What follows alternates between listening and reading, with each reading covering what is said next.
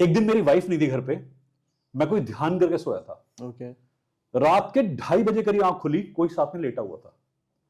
मेरी चीख निकलने को हो गई कि ये कौन है, और मैंने बहुत जोर से कंट्रोल करा muscle movement. That thing was on the side, वो ऐसे करके लेटी थी।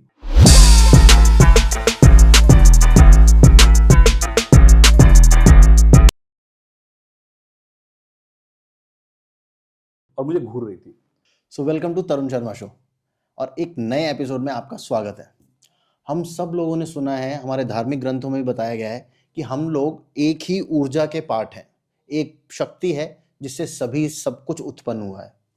और साइंटिस्ट ने भी ये बोला है, आइंस्टाइन ने भी ये बोला है कि E=mc²। मतलब जो एनर्जी है वही मैटर है। तो अगर हम लोग सब एक ही एनर्जी के पार्ट हैं, एक ही एनर्जी हमारा सोर्स है, तो क्या हम लोग एक दूसरे से कनेक्टेड हैं? इसी कॉन्सेप्ट पे काम करते हैं रेकी हीलर्स। वो अपनी एनर्जी से आपको हील कर सकते हैं। और जिनसे आज हम बात करने वाले हैं वो तो रेकी के ग्रैंड मास्टर हैं। वो अपने एक्सपीरियंसेस शेयर करेंगे आज हमारे साथ, क्या क्या उन्होंने सीखा है इस जर्नी में।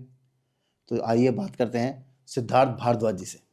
तो Siddharth ji, welcome to the Tarun Sharma show. कैसे हैं आप? I am very good, how are you? I am good sir, and thank you so much for coming. Thank you so much. तो सिद्धार्थ जी, शुरू करते हैं। श्योर। तो सर, पहले तो आप मुझे सिंपल लैंग्वेज में आप ये बता दीजिए कि रेकी होती क्या है। Okay okay. क्योंकि इसके ऊपर ना बहुत अलग अलग कॉन्सेप्ट्स हैं और बहुत लोगों ने उल्टा सीधा भी बता रखा है। तो एक्चुअल रेकी क्या है? ओके, तो रेकी जो है दो शब्दों से मिला है, एक रे और एक की। ओके। अब ये रे और की सुनने में जापानीज लगता है। मुझे खुद को यही लगता था कि जापानीज। मैक्सिमम पीपल ये सोचते हैं जापान से आई टेक्निक है जो कि इंडिया ने अडैप्ट की है जी। रे का मतलब है यूनिवर्सल, की का मतलब है एनर्जी। ओके। तो अब इसका ओरिजिन जो था वो हुआ था बनारस में, जिसे हम काशी कहते थे। रेकी का? जी। मिकाओ उसुई जापान से इंडिया आए थे। डॉक्टर मिकाओ उसुई, जिन्होंने रेकी का रीडिस्कवर किया था, father of rediscovery of reiki. तो ये आए थे काशी। काशी आकर 7 साल रहे, 7 साल विद्याध्ययन किया, हमारे यहां पर संस्कृत सीखी, अथर्ववेद का अध्ययन किया, और साथ ही साथ बुद्ध का लोटस प्रिंसिपल या जिसे हम सधर्म पुंडरीक कहते हैं उसका अध्ययन किया। और उसके बाद जो कंसेप्ट्स ली उसे नाम दिया रेकी। और तब जाकर इन्होंने तपस्या शुरू करी जापान वापस जाकर। तो आप कह रहे हैं कि रेकी का जो सोर्स है वो अथर्ववेद में है? उद्गम यही है, अथर्व के अंदर है। हमारे अथर्ववेद में इसको क्या बोला जाता है? प्राण ऊर्जा, प्राण ऊर्जा प्रक्षेपण, प्राण ऊर्जा विस्थापन, इस नाम से जानते हैं इसे। और अब ये लोग इस बात को सुनकर हैरान होते हैं कि साउथ इंडिया के अंदर आज भी कुछ लोग इस नाम से प्रैक्टिस कर रहे हैं। नॉर्थ के अंदर, हिमालय रीजन के अंदर अभी भी ऐसे साधु संत हैं जो प्राण ऊर्जा को बॉडी के अंदर रीइंस्टोर करते हैं। जैसे आपने सुना होगा प्राण को विस्थापित करना या प्राण को प्रक्षेपित करना, जैसे हम कहते हैं ऑरा ट्रांसफरिंग या ऑरा प्रोजेक्शन। ओके। अभी भी कई कैंसर के मरीज ऐसे हैं जो कि उन जगहों पे जाकर अपनी हीलिंग लेते हैं। और ये आपको हैरानी होगी जानकर कि हमारे पास भी मैक्सिमम कैंसर पेशेंट्स आते हैं। मैं खुद कैंसर स्पेशलिस्ट हूं। जो पेशेंट कहीं भी ट्रीट नहीं हो पाते हमारे पास वो आते हैं। तो सर, इसका क्या रेट है, रिकवरी रेट? देखिए, होता यह है कि एनर्जी गाइडेंस लेते हैं। Okay. अगर एनर्जी ने कहा कि पेशेंट जेन्युइन है तो शायद एक भी रुपया ना ले उससे। नहीं, मैं रेट इन द सेंस, मैं रिकवरी रेट की बात कर रहा हूं। मैं कॉस्ट की बात नहीं कर रहा हूं। दोनों बोल गया। हाँ। रेट ऑफ रिकवरी की अगर बात करें सर, तो ये 100% अब तक चांसेस हमारे पास फेवरेबल रहे हैं। 100%? जी। जितने मेरे पास पेशेंट आए हैं, अगर हमने स्कैनिंग करी और दिख गया कि पेशेंट जाने वाला है तो पेशेंट जाएगा। ओके। मैंने हीलिंग करी है, घर पे बुलाया गया, हीलिंग करी गई, 2 घंटे के अंदर हमने हीलिंग करी। 2 घंटे लगातार हीलिंग करने के बाद जैसे ही मैं हटा, पेशेंट शांत हो गया, हाथ के हाथ सामने। पर जब गए थे तो बॉडी स्वेल्ड थी, नीली थी, काली पड़ी हुई थी। और जब हमने हीलिंग ओवर करी तो वहां पर पिंक ऑरा आ गया। ओके। ऑरा शिफ्ट हो गया, ऑरा चेंज हो गया, पेशेंट स्माइल कर रहा था। डेड बॉडी स्माइल करती हुई हमने नहीं देखी। तो सर, और कौन कौन सी जो टर्मिनल जो डिसीजेस होती हैं, देखिए, लगभग हमने जितनी भी डिसीज आपने सुनी होंगी, टर्मिनल इलनेस जिसे हम कहते हैं, लगभग सारी ट्रीट करी है। पर सबसे हाईएस्ट रेट मेरा कैंसर में रहा है, रेट ऑफ रिकवरी। ओके। लोग आते हैं बहुत संदेह करते हुए आते हैं, बहुत डाउट करते हुए आते हैं कि फेक क्लेम तो कोई भी कर सकता है। ये लोग अपना वीडियो शूट करने के लिए कुछ भी बोल देते हैं। तो ये हमारे पास ऐसा ही आता है और वो डाउट करते हैं। और मैं खुद कहता हूं डाउट कीजिए, जब तक रिजल्ट ना देखें डाउट कीजिए। मैं आपके सेशन में आने से पहले आपको रेकी फील करा चुका हूं जी। आपको भी जैसे फील करा है ऐसे मैं अपने हर क्लाइंट को पहले फील कराता हूं कि पहले अगर आप फील नहीं करके चुके तो उसका फायदा कुछ नहीं है। मैं अपने व्यूअर्स को बताना चाहूँगा, हम लोग ऑफ कैमरा जब बैठे हुए थे तो सर ने मेरे को एनर्जी फील कराई थी। I could feel the heat, मेरे को मतलब यहाँ पे पूरा काफ़ी देर तक मुझे हीट फील होती रही, उसके बाद भी जब ख़त्म किया उसके बाद भी। तो सर इसका प्रोसेस क्या है? जी, ये वाइब्रेशन साइंस पे बेस्ड है। पहली बात तो लोग समझते हैं, मैक्सिमम लोग कहते हैं कि ये इलॉजिकल साइंस है, ये आप सब एक ना स्यूडो साइंस की तरह से काम करते हैं। हाँ। और एक प्लेसिबो इफेक्ट है, ये मैक्सिमम बार यूज करते हैं वर्ड प्लेसिबो इफेक्ट। सर एक क्वांटम वर्ड है जो यहां यूज होता है। हम वाइब्रेशन पे काम करते हैं और वाइब्रेशन क्वांटम लेवल तक और मैक्रो लेवल तक दोनों में फील हो सकता है। जब हम अपनी एनर्जी को प्रोड्यूस करते हैं बॉडी के अंदर, उसके बाद में हमारी एनर्जी आगे ट्रांसफर होती है। कई लोगों को शायद इससे समझ में नहीं आएगा कि हम एनर्जी प्रोड्यूस कैसे कर सकते हैं, तो मैं और आसान करता हूं। एक है फिजिकल बॉडी जिस पे हम काम करते हैं, जो आपको दिखाई दे रही है। 4 एनर्जी बॉडी और होती है हमारी। ओके। हमारे होते हैं 5 शरीर। आप जब अपने फिजिकल बॉडी से इन एनर्जी बॉडीज में रेडियंस ला सकते हो और ये सब एक साथ वाइब्रेट करें, तो आप अपना कोई भी मैक्रो इफेक्ट क्रिएट कर सकते हो। ओके। हमारे यहां ये काम हम देख चुके हैं। यदि आपको महाभारत याद हो तो कृष्ण ने विराट रूप दिखाया था अपना जी। वो एक्चुअली फिजिकल बॉडी नहीं थी, तभी कोई नहीं और नहीं देख पाया उसे। केवल वही लोग देख पाए जिनके पास दिव्य दृष्टि थी। तो दिव्य दृष्टि हमारे एनर्जी बॉडीज को देख लेती है। और आपको याद होगा कि वो बहुत बड़े शरीर में ट्रांसफर हो गए थे। तो ऑरा जो होता है ये वहां का खेल है। ऑरा क्या है? हमारी बॉडी के आसपास का इलेक्ट्रोमैग्नेटिक स्पेक्ट्रम।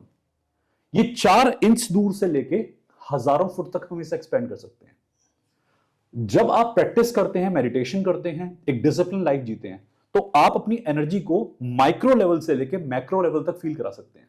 अब मैंने जब आपको हीट फील कराई तो मैंने काफी दूर हाथ रखे आपसे जी। अब यूजुअली जब मैं, जैसे माइक है मेरे सामने, मैं टच करके काम करूंगा तो हीट ट्रांसफरेंस होगी। अगर मैं इतनी दूर से हीट ट्रांसफरेंस कर रहा हूं और वो भी इस कोल्ड वेदर में, तो पॉसिबल नहीं है। हीट ट्रांसफरेंस के लिए एक टच होना जरूरी है या क्लोजनेस होनी जरूरी है। ओके। इतनी दूर से कौन हीट ट्रांसफर कर सकता है? पर लेकिन हीलिंग ट्रांसफर हो सकती है। बिल्कुल हो सकती है, क्योंकि आपकी ऑरिक बॉडी मेरी ऑरिक बॉडी से कनेक्टेड है। जैसे ही मैं आपके पास आया, दोनों का कनेक्शन हुआ। मैं आपके शरीर को, जो विजिबल बॉडी है, उसे हील नहीं कर रहा डायरेक्ट टच करके, बट मैं इवेंचुअली उसे हील कर रहा हूं आपकी एनर्जी बॉडी को टच करके। हम लोग इसी बारे में बात कर रहे हैं, तो मुझे बताइए ये डिस्टेंस जितना कम होगा उतनी हीलिंग ज्यादा होगी, या आप बाहर बैठे हैं? क्योंकि मैंने सुना है रेकी लोग फोन पे भी करते हैं, और मतलब अमेरिका में भी, इंडिया से लोग हीलिंग कर रहे हैं अमेरिका में। तो मेरे पास काफी सारे क्लाइंट ऐसे हैं जो इंटरनेशनल हैं। ओके। कैलिफोर्निया, कनाडा, यूके वगैरह हर कंट्री से लगभग क्लाइंट है। होता क्या है कि लोग कहते हैं हीलिंग वहीं हो सकती है जहां बैठते हैं, अट्यूनमेंट वहीं हो सकता है जहां बैठते हैं। अट्यूनमेंट क्या होता है? शक्तिपात। अच्छा। दीक्षा, ऊर्जा शक्तिपात, जिसे हम दीक्षा भी करते हैं, ऊर्जा दीक्षा कहते हैं। और कहते हैं कि ये गुरु के सानिध्य में बैठ के होती है। ये हिंदी का एक वर्ड है कि गुरु के सानिध्य में बैठकर दीक्षा मिलती है। अब गुरु का कौन सा सानिध्य है? शरीर का सानिध्य या ऊर्जा का सानिध्य? या मैं आपकी एनर्जी के साथ बैठूंगा तो मैं हील होऊंगा, या आपके शरीर से चिपक के बैठूंगा तो मैं हील होऊंगा? वो तो उनकी ऊर्जा ही होगी। मतलब डेफिनेटली। वो तो फोन पे भी जो अगर दीक्षा शिक्षा देंगे तो वो भी एक सिंपल सा लॉजिक है। आप मंदिर में जाते हैं, मूर्ति से चिपक के फील करते हैं भगवान को? नहीं। जो भगवान का भगवत रूप है वो आपको कहां कहां फील होता है? हर तरफ। हर तरफ। क्यों? आप अगर फिजिकल हीलिंग ही होती तो डिस्टेंस पे कैसे इंपैक्ट आता है? मूर्ति के अंदर एनर्जी है। एग्जैक्टली। और इसी पर ही हीलिंग बेस्ड है। हीलिंग में कोई पास दूर की डेफिनेशन नहीं होती। ओके। आप दूर भी होंगे तो भी एनर्जी फील होगी, पास होंगे तो भी एनर्जी फील होगी। पास में कई बार क्या होता है कि जब मैं आपको देख रहा हूं, आपके पास हूं, तो आपका रूप, रंग, शरीर मुझे इन्फेक्ट या अफेक्ट कर सकता है। जब आप मुझे मिले तो मेरी एक फिजियोलॉजी है, आप उसे देखकर इंप्रेस, डिप्रेस या कोई इमोशन ले सकते हैं जी। अब मैं आपको जानता ही नहीं, मैंने आपको देखा ही नहीं, केवल तस्वीर देखी है, बच गया मैं इन सब चीजों से। मुझे हीलर के तौर पर दिमाग में न्यूट्रलिटी मेंटेन करनी है, मेरे इमोशन इंटरवीन नहीं करने चाहिए। ओके। डिस्टेंस हीलिंग में मजा आता है क्योंकि हमारे पास वो इंसान है ही नहीं। Okay. अब हमें पता है कहां तक ऊर्जा भेजनी है without the expression emotion transference. हमने इमोशंस नहीं भेजे, हमने केवल एनर्जी पे काम करा। अब जब मैं अपने इमोशन ले आऊं, आपके सामने बैठा हूं, मुझे दिख रहा है आपका शक्ल कैसा, सूरत कैसी है, मेरे इमोशंस भी इंटरेक्ट कर रहे हैं। आप कनेक्ट हो गए मेरे से। कनेक्ट कर गए। ये कनेक्शन कई बार हमारे पास एनर्जी लेसनेस में ले आता है, क्योंकि हम दूसरे को देखकर मैनिपुलेट हो जाते हैं, या हम हल्के से उसे देखकर इंस्पायर हो जाते हैं। अच्छा। अब जैसे इंस्पायर हो गए, हमारे काम में कहीं ना कहीं ऑब्स्ट्रक्शन आएगी ही आएगी। मुझे जो काम न्यूट्रलिटी से करना है, अब मैं आपके हाव भाव देख के कर रहा हूं। हो सकता है आपका चेहरा बहुत सुबह एक सलोना चेहरा हो, लुभावना चेहरा हो, अट्रैक्टिव चेहरा हो, मैं अट्रैक्ट हो गया। एज अ हीलर ये डिसिप्लिन नहीं है।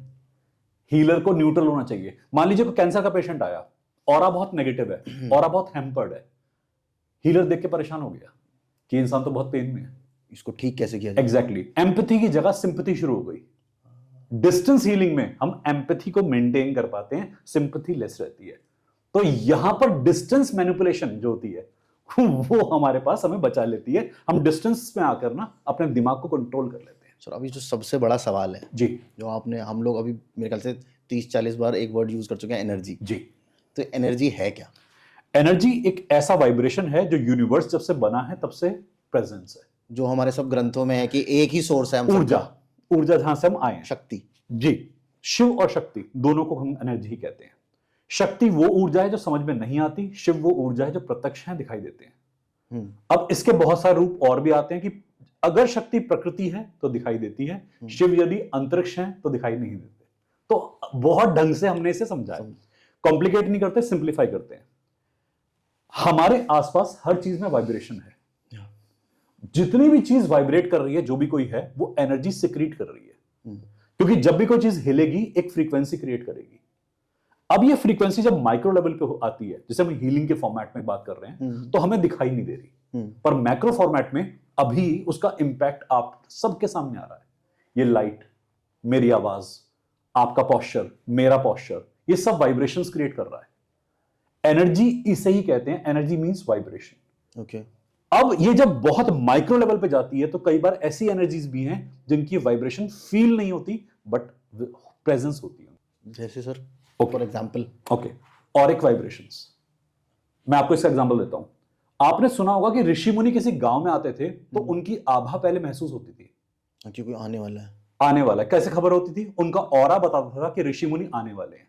हाँ। ये हम सब ने सुना है और ये हमने महाभारत नाम के हमारे टीवी सीरीज में देखा भी है कि ऋषि मुनियों का आभास होना शुरू हो गया जी। फ्यूचर में कोई इवेंट हो रहा है, आपको कैसे पता लग गया? उसकी वाइब्रेशंस आप तक पहुंच रही हैं, आप उसकी वाइब्रेशन तक पहुंच रहे हैं, आप दोनों की वाइब्रेशन एक साथ आ रही है। कई बार एस्ट्रोलॉजर से हम कहते हैं कि आप फ्यूचर कैसे देख पाते हैं? क्या आप फ्यूचर देखते हैं? जैसे हम देखते कहते हैं उसे सेंसिंग कहते हैं। सेंसिंग, फील में आपके इमोशंस आ रहे हैं, सेंसिंग में आपकी थर्ड आई आ रही है। ओके। और आपके माइक्रो एनर्जी लेवल्स आ रहे हैं। तो सेंसिंग, सीइंग एंड फीलिंग ये अलग अलग शब्द हैं।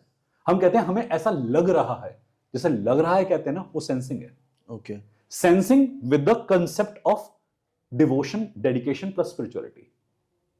जब कोई इंसान मेडिटेशन करता है उसको ये सब चीजें फील होती हैं, हम सबको होती हैं, पर माइंड में इतनी थॉट्स भरी हुई है ना कि वो वाइब्रेशन माइक्रो लेवल की हम फील नहीं कर पाते। वो उस लेवल पे पहुंचने के बाद ही आप यहां बैठे हैं, मैंने आपको हीलिंग फील कराई, अगर मुझे किसी को स्ट्राइक करना हो, क्या मैं इस तरीके से स्ट्राइक नहीं कर सकता उसकी बॉडी पे? बिल्कुल कर सकते हैं। हमने कई बार एक्सपेरिमेंट करा अपने पेशेंट के साथ में। कई आते हैं बिल्कुल ही एथीस्ट लोग आते हैं, कुछ नहीं कर सकते, हीलर्स बकवास करते हैं लोग, तो हम हल्का सा ऑरा में टैप करते हैं, उन्हें टैप फील होता है। फिजिकल टैपिंग बहुत आसान होती है कि मैं शरीर लेके गया, मैंने टैपिंग कर दी। एनर्जी टैपिंग क्या होती है कि हो सकता है आपका रिसेप्शन बहुत ही लॉजिकल हो, आप लॉजिक पे आधारित हैं, दिमाग में थॉट चल रही लगातार, तो मैं टैपिंग करता रहूंगा बट आपको इवेंचुअली फील होगा, इनिशियली फील नहीं होगा। ओके। पर अगर मैं लगातार आपके ऑरा में एंटर करके टैपिंग करता रहूं तो आप थोड़ी देर में परेशान होना शुरू होंगे, कुछ है आसपास, कुछ तो है जो मुझे टैप कर रहा है। क्योंकि आपका ऑरा शुरू में मेरे को रिपल्स करेगा, फिर धीरे धीरे जैसी वाइब्रेशन आपकी सटल होंगी मैं एंटर कर जाऊंगा। ये काम हमने कई बार करा है, हीलिंग में भी हम करते हैं कि किसी की बॉडी में एंटर करते हैं, ऑरा में एंटर करते हैं, जिसे हम बॉडी एंट्रेंस कहते हैं, वो ऑरिक एंट्रेंस है। इसका एक एग्जांपल और लेता हूं। आप अपने दोस्त से गले मिले, बड़ा अच्छा फील होता है। आप ऐसे इंसान से हाथ मिलाएं जबकि अच्छा नहीं है, आपको पास आते ही कुछ नेगेटिविटी फील होती है। कई लोगों के साथ होती है। बिल्कुल होती है। तो ये ऑरिक एंट्रेंस का एग्जांपल है। अच्छा, आप किसी को लेकर अच्छे हैं, उसकी इमोशन आपको लेकर अच्छे हैं, उसकी वाइब्रेशन आपको लेकर अच्छी है, एंटर करेंगे, दोनों कंबाइन करेंगे। तो सर कहना healer see aura as well? Definitely. जब मैं आपके रूम में आया तो मैंने आपको कुछ पॉइंट्स बताए हाँ. कि इन पॉइंट्स का ऑरा डैम्प हो रहा है, हाँ. इन पॉइंट्स का ऑरा डैम्प हो रहा है। तो वो क्या है? हम जब किसी इंसान से मिलते हैं तो हमें शरीर के अंदर पूरे बॉडी को स्कैन करके कुछ पॉइंट्स देखते हैं। अब इसे देखने के हर हीलर के तरीके अलग अलग होते हैं। कोई एनर्जी कलर्स में देखता है, कोई इनको किसी ब्लैक और व्हाइट पॉइंट में देखता है, और किसी को सिर्फ फ्लैश ऑफ वर्ड्स आते हैं। मेरे पास ऐसे ऐसे हीलर्स हैं जिनके पास एक शब्द लिखा हुआ है, कहते हैं इस कमरे के अंदर ये एनर्जी है इस नाम से, उनको नाम दिखाई दिया प्रॉपर्ली। मुझे नाम नहीं दिखते, मुझे आकृतियां दिखती हैं। ओके। मेरे साथ एनर्जी फिजिकल फॉर्मेट में मेरे को महसूस होती है कि एनर्जी यहां खड़ी है, यहां बैठी है, इस जगह है। उन्हें पर्टिकुलर उसका नाम दिखाई दिया, उन्होंने रिलेशन बताया कि फीमेल है, इस फीमेल का नाम ये है और ये बोलना चाह रही है, वर्ड्स आ रहे हैं लिखे हुए उनके सामने। अब ये हर किसी के अलग अलग पावर्स हैं। जो व्यूअर्स सुन रहे होंगे उनको बड़ा फैसिनेशन फील हो रहा होगा कि ये कैसे हो सकता है, ये तो लोग ऐसी बकवास कर रहे हैं, बट एक्चुअली फैक्ट है। जो लोग अपनी फिजिकल एबिलिटी में जो क्वालिटी सबसे हाईएस्ट कर लेते हैं, एनर्जी में भी उनकी क्वालिटी हाईएस्ट हो जाती है। मेरी सेंसिंग एबिलिटी बहुत स्ट्रांग है तो मेरी एनर्जी सेंसिंग भी बहुत स्ट्रांग है। तो सर ये जो आपने बोला था कि वो एक ही सोर्स है, तो क्या हर चीज कनेक्टेड है? Everything, living, non living, everything is connected. आप किसी की एनर्जी को मैनिपुलेट कर सकते हैं, किसी की एनर्जी को टेस्ट कर सकते हैं, फील कर सकते हैं। आप और मैं लिविंग है, माइक नॉन लिविंग है, लाइट नॉन लिविंग है, कमरा नॉन लिविंग है। इसमें वाइब्रेशन कैसे? मैं आपके कमरे में आया हूं, मुझे और एक वाइब्रेशन कैसे फील हो गई? कमरा तो नॉन लिविंग है, आप लिविंग, आपकी एनर्जी फील होनी चाहिए। Why the room is hampering, why the room is interacting with सब बने लेकिन एक ही एनर्जी से। एग्जैक्टली। आपने सुना है कि ये घर अच्छा था, उसके लिए फायदेमंद हुआ। हाँ, मैंने घर की वाइब्रेशन सूट कर गई। कुछ घरों की वाइब्रेशन बिल्कुल सूट नहीं करती। वास्तु में भी अगर आप देखेंगे तो एरियाज की एनर्जी ही तो देखते हैं जी। वास्तुकार जितने भी हमारे पास आते हैं, वास्तुविद जितने भी आते हैं, वो वाइब्रेशन में काम करते हैं। तो एनर्जी सबसे कनेक्ट करती है। जब आप किसी से कनेक्ट करते हैं, जैसे अगर मैं टर्मिनली इल हूं या जो भी है, जैसे कैंसर है, ठीक है, तो उसमें आपको भी रिस्क होता है क्या? क्योंकि अगर अभी एनर्जी तो सर आ भी रही है और जा भी रही है, ऐसा तो नहीं है कि आप सिर्फ दे रहे हैं एनर्जी। जी जी जी। उसमें आप कैसे उसको हैंडल करते हैं कि ठीक है, प्रोटेक्शन भी तो चाहिए ना? ठीक है, मैं बेसिक से शुरू करता हूं इस क्वेश्चन को, और मैं आपको कुछ ऐसा बताता हूं जो मैंने किसी आज तक पॉडकास्ट में कभी नहीं बताया। मैं जब कैंसर पेशेंट से मिलता हूं तो मुझे एक कफ लाइक महक आती है, जैसे कफ होती है ना किसी को। जी जी। आपको जब कफ होगी तो नाक में एक महक आती है। मैं जब भी कैंसर पेशेंट का नाम सुनता हूं, उनका ऑरा देखता हूं या उनसे इंटरेक्शन करता हूं, तो मुझे महक आती है। इंसान कह रहा है कि मेरी बॉडी में तो कैंसर है नहीं, बट कई साल बाद होगा, ये बहुत साल पहले मुझे पता लग गया। एग्जैक्टली ये मैं आपको बता रहा हूं, ये फैक्ट है। हर हीलर के पास एक एबिलिटी होती है, सेंसिंग एबिलिटी। जब हमारे पास क्लाइंट आता है, जब क्लाइंट ने इंटरेक्ट करा तो हमें पहले सेंसिंग होती है। अब जब हम उससे जुड़ गए और अपने इमोशन के साथ जुड़ गए तो ड्रामा शुरू, तब डेंजर शुरू। अब हमने गलती कर ली।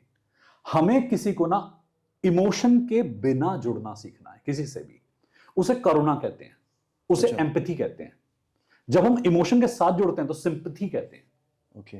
आपकी बॉडी में कुछ हो रहा है, मैंने सोचा अरे क्यों हो गया आपकी बॉडी में, who the hell I am to think that. मुझे क्या हक बनता है सोचने का कि आपकी बॉडी में क्यों हुआ? कर्म है आपके, कर्मों के कारण से हुआ।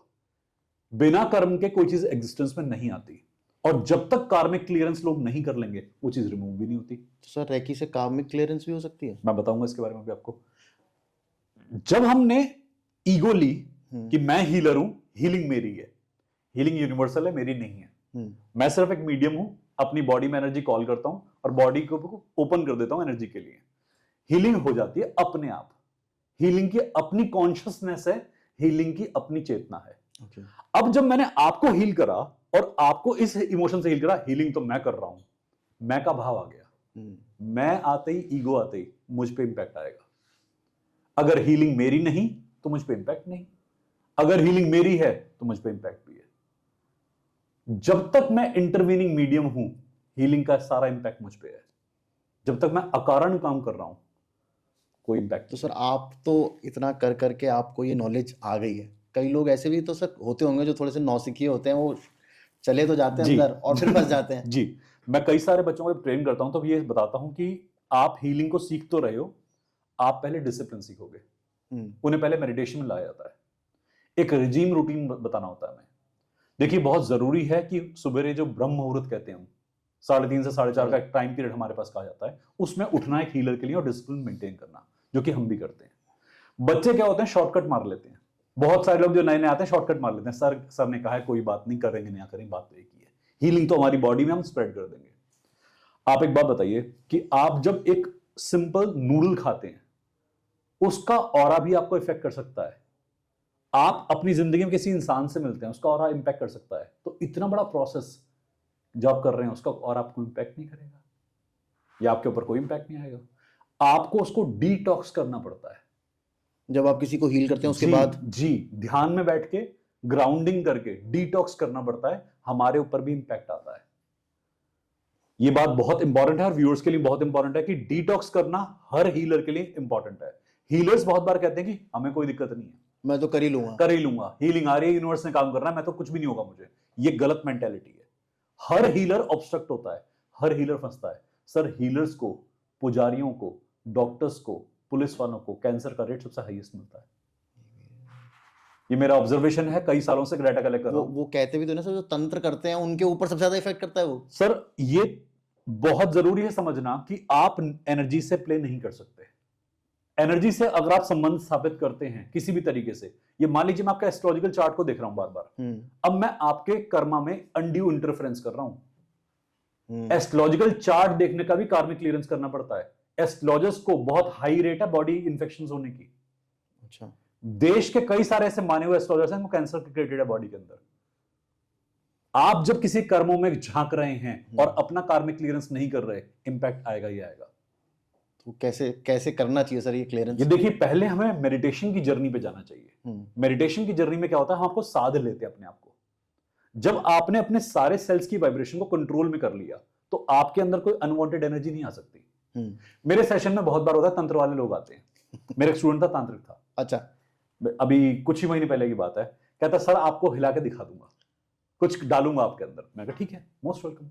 तो उसने काफी 1 घंटे का सेशन उसने मुझसे कहा कि 1 घंटा लूंगा आपका, करते रहो। 1 घंटे बाद परेशान हो गया, कहता सर कुछ हो रहा है आपको फील? मैं कहा अभी तक तो नहीं हो रहा। कहता घर के अंदर ऊर्जाएं दिखेगी। मैं कहा अभी तक तो नहीं दिख रही बेटा। मैं कहा अब मैं तुझे हिला के दिखाता हूँ, देखते हैं इंटरेक्शन कैसे होता है। सर वो बच्चा रात भर परेशान रहा, उसको नींद नहीं आई। कहता सर आपने क्या करा? आपने भी तंत्र मारा? मैं तंत्र नहीं है, वाइब्रेशन है सिर्फ। यदि आप किसी के ऑरा में अनड्यू इंटरफेरेंस करते हैं, वो आपके ऑरा में अनड्यू इंटरफेरेंस उसी वक्त तक दिखा सकता है। हमारे पास तांत्रिक, ओझा कितने ही लोग आते हैं, कहते हैं हम ये कर देंगे वो कर देंगे। मां काली की ऊर्जा है। मां काली के पहला वर्ड लगा है मां। वो आपकी भी मां है और मेरी भी मां है। अगर मां गलत है ना किसी एक के साथ में, तो मां गलत है। मां कभी गलत नहीं होती। वो आपको भी बिगाड़ेगी नहीं, वो मुझे बिगाड़ेगी, वो सबका ख्याल रखेगी, वो सबका ख्याल रखेगी। और ये बात मैं दर्शकों से जरूर पहुंचाना चाहूंगा कि तंत्र के नाम पर, मां काली के नाम पर कितने ही लोग पैसा कमा रहे हैं जी, कि हम ये कर सकते हैं, हम वो कर सकते हैं। तुम पत्ता नहीं हिला सकते। तुम सामने वाले की मेंटेलिटी से, मेंटलिज्म से प्ले कर रहे हो। It's mentalism, it's pseudo mentalism that they are playing with. Simple psychology से प्ले करते हैं। मैंने कई बार अपने आप के साथ में एक्सपेरिमेंट करे, स्टूडेंट के साथ में एक्सपेरिमेंट करे। मैंने कहा आपको तंत्र बाधा है? कहते हाँ, हमारे घर में किसी ने ब्लैक मैजिक करा है। मैं कहा आपको क्या क्या होता है उस वक्त?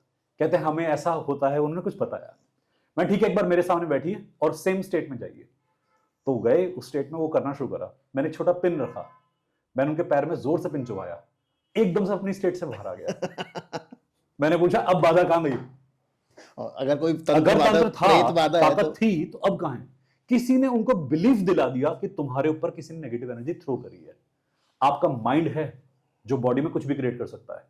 यदि आप दिन में 10 बार बोलोगे ना आपको कैंसर है, कैंसर हो जाएगा। तो आप 10 बार बोलोगे ना कैंसर नहीं है, कैंसर हट जाएगा बॉडी। मेरे साथ कई बार ऐसा होता है, मैं सोचता हूँ मेरे को माइग्रेन का प्रॉब्लम है, तो कई बार मैं सोचता हूँ यार बड़े दिन हो गए, माइग्रेन आज पेन नहीं हुआ, लगता है ठीक हो जाएगा, और उसी दिन हो जाता है। हम कई बार सोचते हैं फीवर नहीं हुआ यार बहुत दिनों से, उसी दिन हो जाता है। बिल्कुल बिल्कुल। माइंड की मैनिफेस्टेशन लेवल बहुत हाई है, और लोग सोचते हैं कि ये किसी और का कुछ करा हुआ है जी। मेरा एक लॉजिक है, सभी मैं व्यूअर्स से भी शेयर करूंगा। मैंने कहा अपना मुंह दिखा है गौर से। तंत्र करने में 2-3 लाख रुपए खर्चा होता है। मैं तुम्हारे मुंह को देखकर कोई 2-3 लाख रुपए तुम पे खर्च करेगा, और वो भी यूं ही। मैं इतनी सेल्फ इंपॉर्टेंस अच्छी नहीं होती। एक मजाक के तौर पे बात है कि इतना पॉजिटिव होना कि मुझ पर किसी ने कुछ करा, मेरे पर तो फ्री में क्या पैसे लेके कोई कुछ ना करे, पैसे भी ले जाए तो भी कुछ ना करे। वो सेल्फ इंपॉर्टेंस हम क्रिएट करते हैं अपने माइंड के लिए, एंड देन इट हैपेंस। तो सर एक बात बताइए, जब आप हीलिंग कर रहे होते हैं जी, जैसे अगर कोई बहुत ज्यादा सीरियस पेशेंट है जी और उसको बहुत ज्यादा एनर्जी, जी जी आपको भी जरूरत है, जी उसको भी जरूरत है, जी तो जब आप उसका हीलिंग सेशन खत्म होता जी है तो आपको क्या फील होता है? क्या जी। Do you feel drained? चलो मैं इसका एग्जांपल अभी बहुत रीसेंट एक फिनोमेना हुआ उससे देता हूं। अभी हमारे राम मंदिर में राम की मूर्ति प्रस्थापित की गई और वहां पर मोदी जी ने उनका अभिषेक किया। 3 दिन का उपवास का था, 11 दिन का रखा। 11 दिन जमीन पे सोए। हमें जब दूसरों का अट्यूनमेंट करना होता है, उनकी हीलिंग करनी होती है किसी ऐसे डिफिकल्ट केस की, तो हम भी का अनुष्ठान करते हैं। उससे 2-3 दिन पहले हम अपने आहार को, अपनी डाइट को कट करते जाते हैं। जब हमें इतनी बड़ी ऊर्जा का, इतना बड़ा कर्म करना होता है ना, तो उससे पहले डिसिप्लिन लेना जरूरी है। और ये हमारे देश के प्रधानमंत्री सबसे बड़े एग्जाम्पल है। सबसे रीसेंट हुआ है, इसलिए आपके पॉडकास्ट में मैं इस बारे में जिक्र कर रहा हूं, ताकि लोगों का अटेंशन पहुंचे कि if our prime minister can do that, why can't we?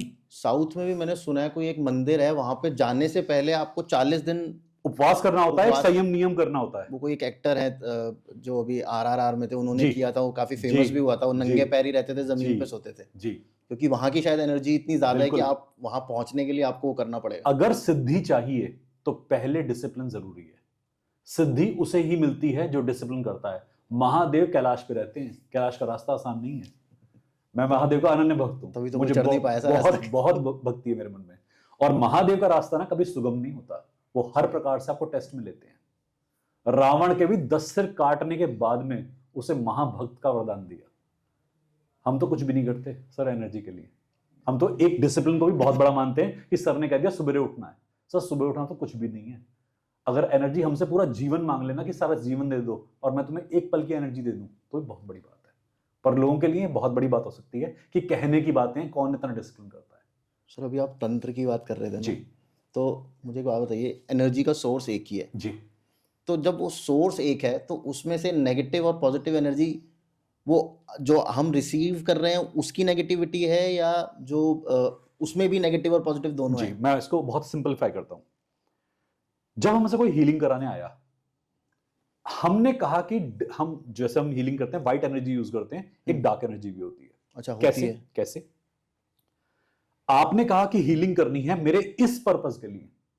मैं कहता हूं हमेशा क्लाइंट से कि हाईएस्ट गुड के लिए हीलिंग करूंगा। जो तुम्हारा हाईएस्ट गुड है उसके लिए हीलिंग करूंगा, मैं कर्म में नहीं घुसूंगा तुम्हारे। अभी रीसेंट एग्जांपल देता हूं, किसी ने अपनी मैरिज के लिए हीलिंग कराई, किसी लेडी ने, कि मेरी मैरिज बची रहे। मैंने उनके हस्बैंड का ऑरा स्कैन करा, मैं कहा मैम वो आपके साथ खुश नहीं हो रह सकते और वो रहना नहीं चाहते। कहती वो कुछ भी चाहें, आप मेरी हीलिंग कीजिए, उनको मेरे पास बुलाइए। तो एक तरीके अहंकार से बोला पूरा कि वो मेरे पीछे आए, मैं उनके पीछे ना जाऊं, ऐसा कुछ कीजिए। मैंने कहा मैम ये अकार्मिक नहीं है, ये कार्मिक चीजें हैं, यहां कर्मा बहुत बनेगा। मैं कहा अगर आप कर्म में इंटरफेरेंस कर रहे हैं, मैंने एस्ट्रोलॉजिकल चार्ट देखा, मैं कहा शनि दंडित करेगा आपको। मैंने कहा शनि अगर दंडित करेगा तो दांतों की जड़ हिलेगी, जॉइंट में पेन होगा। उनके दांतों में पेन आना शुरू हो गया, उनके स्पाइन के नीचे पेन आना शुरू। अच्छा, पर आपने वो हीलिंग करी? मैंने वो हीलिंग करी, पर मैंने अफर्मेशन कौन सी डाली? हाईएस्ट गुड की। कि उनका क्लाइंट मेरे को कुछ भी कहता है ना, मैं बैलेंस को कभी रिस्टोर करने के अलावा कुछ नहीं करता। क्लाइंट कई बार बहुत इम्बैलेंस की बात करता है। अगर मैं इम्बैलेंस करूंगा तो मैं भी गलत हूं, आप भी गलत हैं जी। और क्लाइंट के पास हो सकता है प्रेजेंस ऑफ माइंड ना हो, थोड़ा नादान हो, बट मैं तो नादान नहीं, कई साल हो चुके हैं इस काम में। तो कभी भी हम बैलेंस को डिस्टर्ब नहीं करते। मैं प्रकृति से कभी नहीं खेलता। लोग मनमांछित बातें करने का प्रयास करते हैं कि आप हमारे ये ठीक कर दीजिए। कैंसर के पेशेंट्स आते हैं, मैं सिर्फ फर्स्ट हैंड एक्सपीरियंस शेयर करना चाहूंगा। कैंसर के पेशेंट जो डिसिप्लिन्ड होते हैं वो कहते हैं सर कुछ भी हो जाए आप अपना काम कीजिएगा, यदि मेरी मृत्यु ही सॉल्यूशन है तो मृत्यु होने दीजिए, पर मैं हंसते हुए जाना चाहता हूं। हाँ, एटलीस्ट मैं पीस में जाऊं, मैं पीस में जाऊं, इतना कर दीजिए मुझे पेन ना हो। ये हर किसी का अधिकार है कि जिंदगी में दर्द कम करने का। ये एनर्जी का बेसिक प्रिंसिपल है, हर कोई हैप्पी रहे, प्रॉस्परस रहे। तो कभी भी किसी का ईगो अगर बीच में आता है, हमारा ईगो आता है, क्लाइंट का ईगो आता है, उसके कार्मिक रेपरकशंस होते हैं। जब भी कार्मिक रेपरकशंस होंगे, इट इज मोर डैमेजिंग। तो ये सभी व्यूअर्स के लिए एक मैसेज भी है कि कभी भी अब ये मत सोचें कि सामने वाला हीलर है, चमत्कार कर देगा। एक छोटा सा केस और शेयर करता हूं आपसे। अभी कल परसों किसी लेडी से मेरी बात हो रही थी, उन्होंने कहा कि मेरे जॉइंट में स्पेसिंग है, आप मेरी हील कीजिए, ऑस्टियोआर्थराइटिस है मुझे। मैं ठीक है मैम कर देते हैं। तो उनकी माली स्थिति काफी खराब थी, उनकी इकोनॉमिक कंडीशन काफी खराब थी। मैंने कहा मैम फ्री डिस्टेंस हीलिंग होती है, आप नाम डालिएगा। आप नहीं नाम डाल सकते? मैं कहा नाम तो डाल सकती है ना एटलीस्ट। सर आप ही डाल दीजिए, आप तो हीलर हैं। वो मुझे कन्विंस कर रही है, सर हीलिंग भी कर दीजिए, नाम भी डाल दीजिए, मतलब मैं कुछ ना करूं, मैं बिस्तर में पड़ी रहूं। मैंने कहा मैम, और कहती कि सर मैं 48 ईयर्स की होने वाली हूं। मैं कहा मैम आपकी मेरी एज एक समान ही है। मैं कहा हम दोनों 50 में लगने वाले हैं। मैं कहा आप मुझे एक बात बताइए, आप ये जो कर रही हैं इसके कार्मिक परिणाम क्या होंगे? ना उनका बेटा उनकी हीलिंग का नाम डाल के राजी, ना वो हीलिंग का नाम डाल के राजी। मैंने कहा मैम किस बेसिस पे मैं आपकी हीलिंग करूंगा? भगवान भी उसी की हेल्प करता है जो अपनी हेल्प करना चाहता है। कुछ तो करें। मैंने कहा हम लेट के अपने पैर तो हिला सकती हैं। होता नहीं है। पैर हिलाने में क्या होना है, ये तो आपका पैर है, हिला लीजिए थोड़ी देर। तो जब तक अगर लोग कार्मिक क्लियरेंस बिल्कुल ना करें और सोचें हीलर ही सब कुछ कर देगा, सर ये झूठ है, हीलिंग नहीं हो सकती। आप अगर एफर्ट्स नहीं करेंगे, मैं एफर्ट्स नहीं करूंगा, एक यूनाइटेड नहीं होंगे, तो हम दोनों हीलिंग का रिलेशनशिप एस्टेब्लिशमेंट नहीं कर सकते। आप अपनी तरफ से एफर्ट करें, मैं अपनी तरफ से एफर्ट करूंगा, आप देखें मैजिक हो सकता है। एक बात बताइए, ये जो है अपना एस्ट्रोलॉजी और इसमें भी कुछ कनेक्शन है जी। क्या? चार्ट देख के भी हीलिंग करी जाती है? आपका एक प्रश्न का पार्ट रह गया, मैं उसको थोड़ा कंप्लीट कर देता हूं, फिर मैं इस वाले पे आता हूं कि आपने कहा कि हमारे को डिसिप्लिन कैसे करना पड़ता है। मैंने मोदी जी का इसका एग्जांपल उठाया। हमारी बॉडी पर भी नेगेटिव इंपैक्ट आते हैं। ओके। मेरे कई सारे ऐसे हीलर्स हैं, इवन मेरे स्टार्टिंग के ईयर्स में ऐसा हुआ था, जो मैंने आपको पॉडकास्ट के स्टार्टिंग बताया था शुरुआत के दौरान। मैंने एक क्लाइंट से बात करी कि उसकी बॉडी में एक्जिमा था। ओके। तो उसने मुझे बताया कि मैं हीलर हूं, मैंने किसी का एक्जिमा ऐसे अपने ऊपर ले लिया ये कहकर कि तेरी दिक्कत मेरे ऊपर आ जाए। तो मैंने कहा ऐसे थोड़ी दिक्कतें आती हैं, ऐसे तो मैं कह दूं तेरी दिक्कत मेरे ऊपर आ जाए। उसका एक्जिमा ठीक हो गया, मेरे पैर पे होना शुरू हो गया। सर ये मैं अपना भी एक इंसिडेंट शेयर करना चाहूंगा इसमें। जी। मेरे एक फ्रेंड थे, उनकी छोटी सी बेटी थी, उसको ब्लड कैंसर था। काफी साल हो गए। ओके। तो ऐसे ही एक बार हम लोग बैठे हुए थे बाहर, काफी परेशान थे वो। तो उन्होंने बोला यार मैं तो चाहता हूँ मेरी लाइफ ना इसको लग जाए, ये ठीक हो जाए। आप बिलीव करेंगे वो लड़की ठीक हो गई, but he died in a car accident. लोग अपना कर्मा कॉल करते हैं सर। हमने शुरुआती दौर पर ऐसे गलतियां करी। एक हीलर को अपना डिसिप्लिन मेंटेन करना पड़ता है, डाइट मेंटेन करनी पड़ती है, सोच मेंटेन करनी पड़ती है। मनसा वाचा कर्मणा 3 लेवल पर हमें क्लैरिटी डेली करनी पड़ती है, नहीं तो हम तो एग्जॉस्ट हो सकते हैं। और जैसे अभी आपने एस्ट्रोलॉजी का जिक्र करा, एस्ट्रोलॉजी है, न्यूमरोलॉजी है। मैं अभी बताता हूं इसमें कनेक्शन कैसे हम करते हैं। जब हम किसी का एस्ट्रोलॉजिकल इवैल्यूएशन करते हैं, न्यूमरोलॉजिकल इवैल्यूएशन करते हैं, वहां भी कार्मिक डेट क्रिएशन होता है। हमें अपने ऋणाणु बंधन या अपने एनर्जी कॉर्ड्स किसी से भी कनेक्ट नहीं करने चाहिए। ओके। चाहे हमारे बच्चे क्यों ना हो। अब कई बार लोग कहते हैं सर अगर हमने अपने कार्मिक बॉन्ड ब्रेक कर लिए या एनर्जी कॉर्ड ब्रेक कर लिए तो संबंध तोड़ दिया। एनर्जी कॉर्ड तोड़ने का मतलब पोजेशन फ्री कर दिया कि अब आप किसी की तरफ केंद्रित नहीं है। आप किसी को पाल रहे हैं, पोस रहे हैं, बट ये नहीं है कि बड़ा होकर मेरे लिए एक रेकरिंग डिपॉजिट की तरह से आरडीएफडी है कि मुझे कुछ प्रोवाइड करेगा।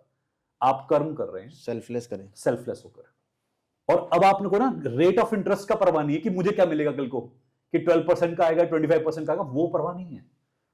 आपका एनर्जी कॉर्ड डिसोसिएशन आपको एक्चुअल में प्रेम करना सिखाता है, नहीं तो पोजेशन ही पोजेशन चल रहा होता है। एस्ट्रोलॉजी में, न्यूमरोलॉजी में भी क्या होता है, कई बार जब हम घुसते हैं, कनेक्ट करते हैं, तो हम साथ वाले का एनर्जी कॉर्ड एस्टेब्लिश करते हैं। जितनी बार हम एक चार्ट पढ़ रहे हैं उतनी बार एनर्जी कॉर्ड कनेक्ट हो रहा है। मेरे पास मैं एस्ट्रोलॉजी पढ़ाता हूं, न्यूमरोलॉजी पढ़ाता हूं। तो मेरे पास एक न्यूमरोलॉजिस्ट था, वो एस्ट्रोलॉजिकल असेसमेंट कर रहा था एक दिन बैठा हुआ। चार्ट के अंदर पढ़ते पढ़ते उसने कहा कि सर मुझे घर में कोई चीज मूवमेंट में फील हुई। वो चीज पहले नहीं थी। वो बहुत स्ट्रांग हीलर है, वो बहुत स्ट्रांग रीडर है, उसे हर चीज फील होती है। कहता सर मैंने जैसे ही चार्ट ओपन करा है ना, मेरे घर में कुछ आया। और शायद उसने मुझे कांटेक्ट किया 2 साल के बाद में। कहता 2 साल पहले तो वो चीज थी नहीं मेरे साथ में। और कहता है वो बैठ के मुझे सिर्फ ऑब्जर्व करती है। जब मैं बैठा होता हूं ना, तो मुझे यहां कुछ फील होता है कि कोई बैठा हुआ घूर रहा है। सोते कैसे हैं लोग? सर मैं अपना एक एक्सपीरियंस शेयर करता हूं, शायद मैंने अभी तक किसी पॉडकास्ट पे ये शेयर नहीं करा। एक दिन मेरी वाइफ नहीं थी घर पे, मैं कोई ध्यान करके सोया था। रात के 2:30 बजे करीब आंख खुली, कोई साथ में लेटा हुआ था।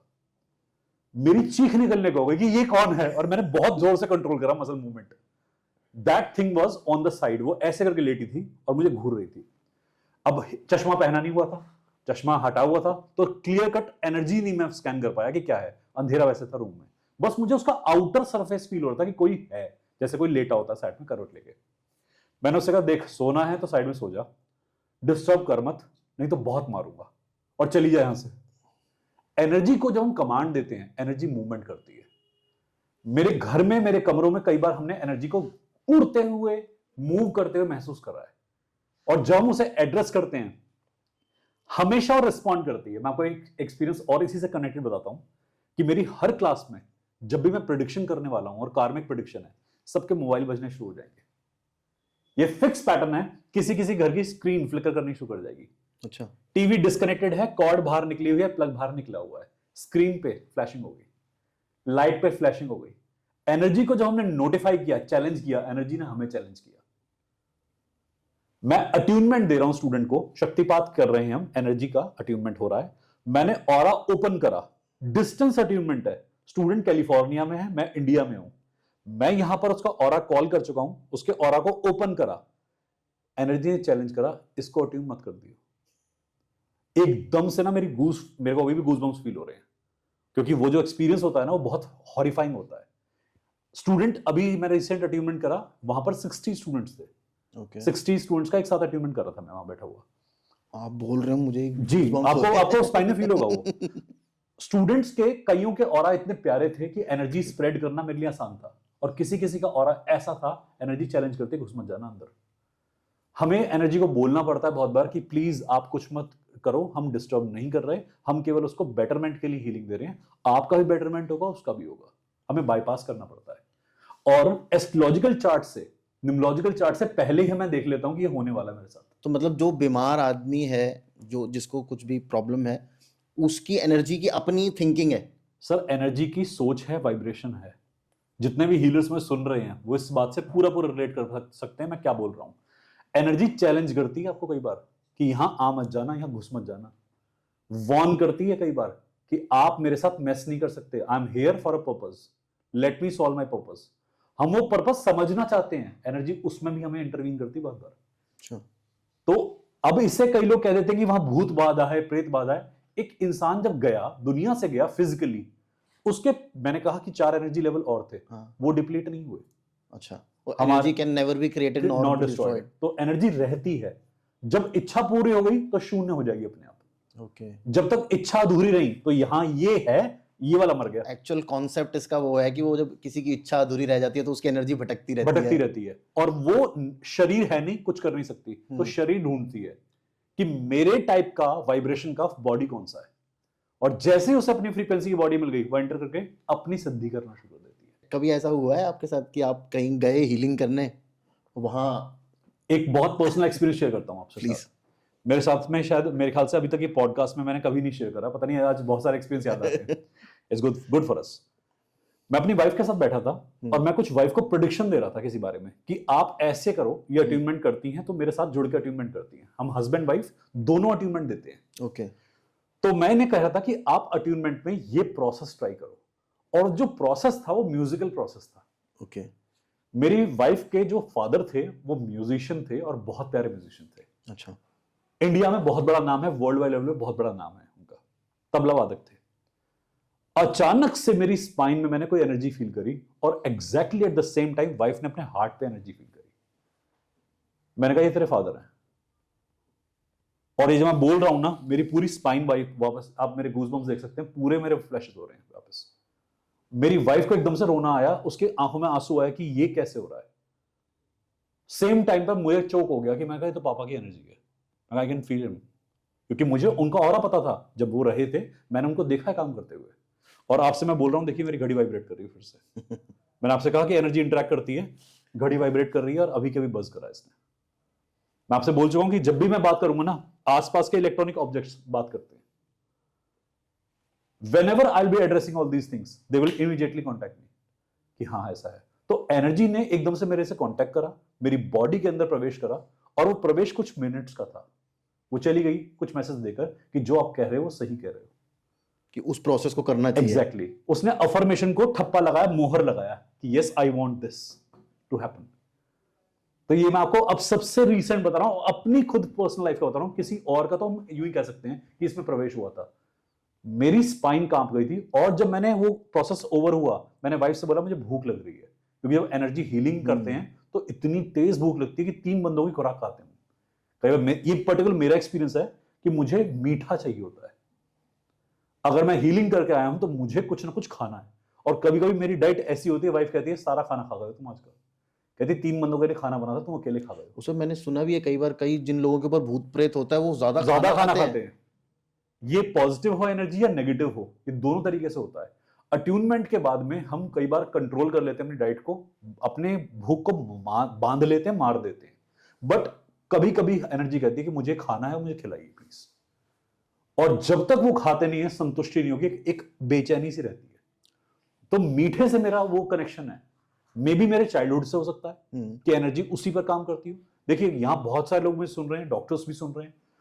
मैं फिजिक्स केमिस्ट्री बायोलॉजी का टीचर रह चुका हूं। अच्छा। मैंने बहुत डॉक्टर्स को पढ़ाया है और उनको एमबीबीएस के प्री मेड एग्जाम में और आगे भी पढ़ाया है। अच्छा। तो ऐसा नहीं कि मैं इलॉजिकल ब्रेन से बात कर रहा हूं। तो ये मैं जानबूझ के एड्रेस करना चाहता हूं कि मैं साइंटिफिकली जानता हूं लॉजिक्स क्या होते हैं, ब्रेन कैसे वर्क करता है।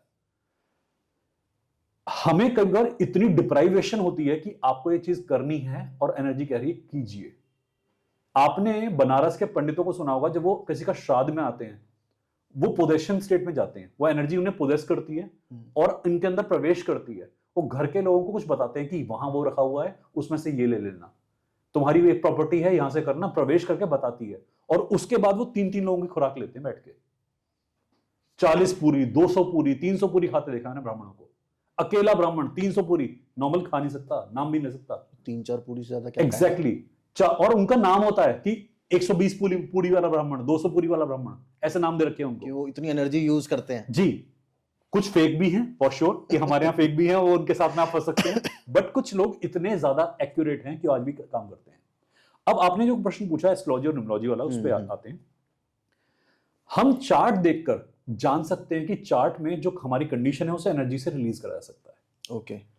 चार्ट हमारे कर्मों का एक हमें मैपिंग देता है, यूनिवर्स की मैपिंग देता है, जिससे कि हमें पता लग जाता है कि क्या होने वाला है। कई लोग कहते हैं तुम नौटंकी करते हो, नाटक करते हो। उन लोगों को सिर्फ ट्रिग्नोमेट्री और मैथमेटिक्स पढ़ना है तो पढ़ सकते हैं और समझ सकते हैं कि बिल्कुल एक्यूरेट साइंस है। हमारे पास में अब क्या है कि कई लोगों ने इसमें इंटरवेंशन कर दिया बीच में उसके, कि तुम राहु के नाम पे पैसे ठग लो, केतु के नाम पे ठग लो और शनि के नाम पे ठग लो, बस ये चलाया काम। तो ये काम बहुत मैनिपुलेट हो गया। एक्चुअली में साइंस बहुत लॉजिकल है जी। कर्म में जो लिखा है वो होके रहेगा और चार्ट हमें कर्म के बारे में बता देता है।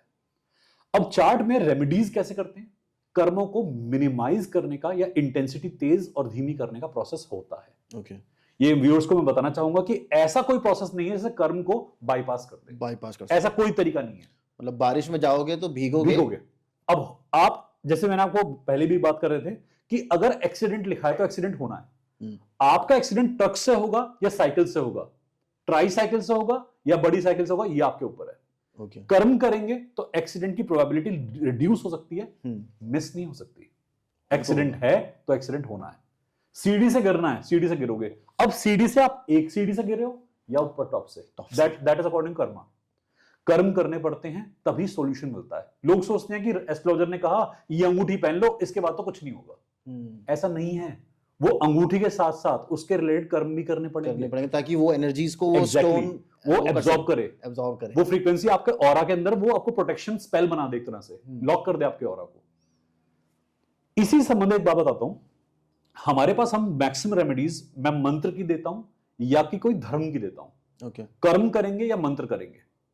लोग कहते हैं सर कोई स्टोन बता दो। मैंने कहा बेटा सुबह उठ के मेडिटेशन कर लो, सब सॉल्व हो जाएगा। आपके चार्ट में सिर्फ मेडिटेशन लैकिंग है। कहते हैं सर आप तो कैसे एस्ट्रोलॉजर हो, आपको तो रेमेडीज बतानी भी नहीं आती। कहते कोई स्टोन बताओ, बड़ा अच्छा लगेगा। मैंने कहा ठीक है, अब हाँ अच्छा लगेगा, एग्जैक्ट वर्ड थे। मैंने कहा ठीक है, अब एक काम करते हैं, आप 51,000 रुपए की एक अंगूठी बनवाएंगे, उसमें सोना लगा हुआ है, उसमें रत्न लगा हुआ है। हाँ सर ये बात करिए आपने, ऐसा कुछ पूछना है तो अंगूठी बताओ। ये थोड़ी होता है मेडिटेशन, हर कोई थोड़ी कर सकता है।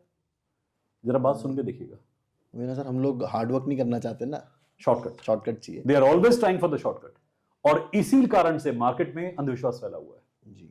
यदि इंसान सुबह उठ के मेडिटेशन कर ले, घर के अंदर की बड़ी से बड़ी दिक्कतें सॉल्व हो सकती हैं।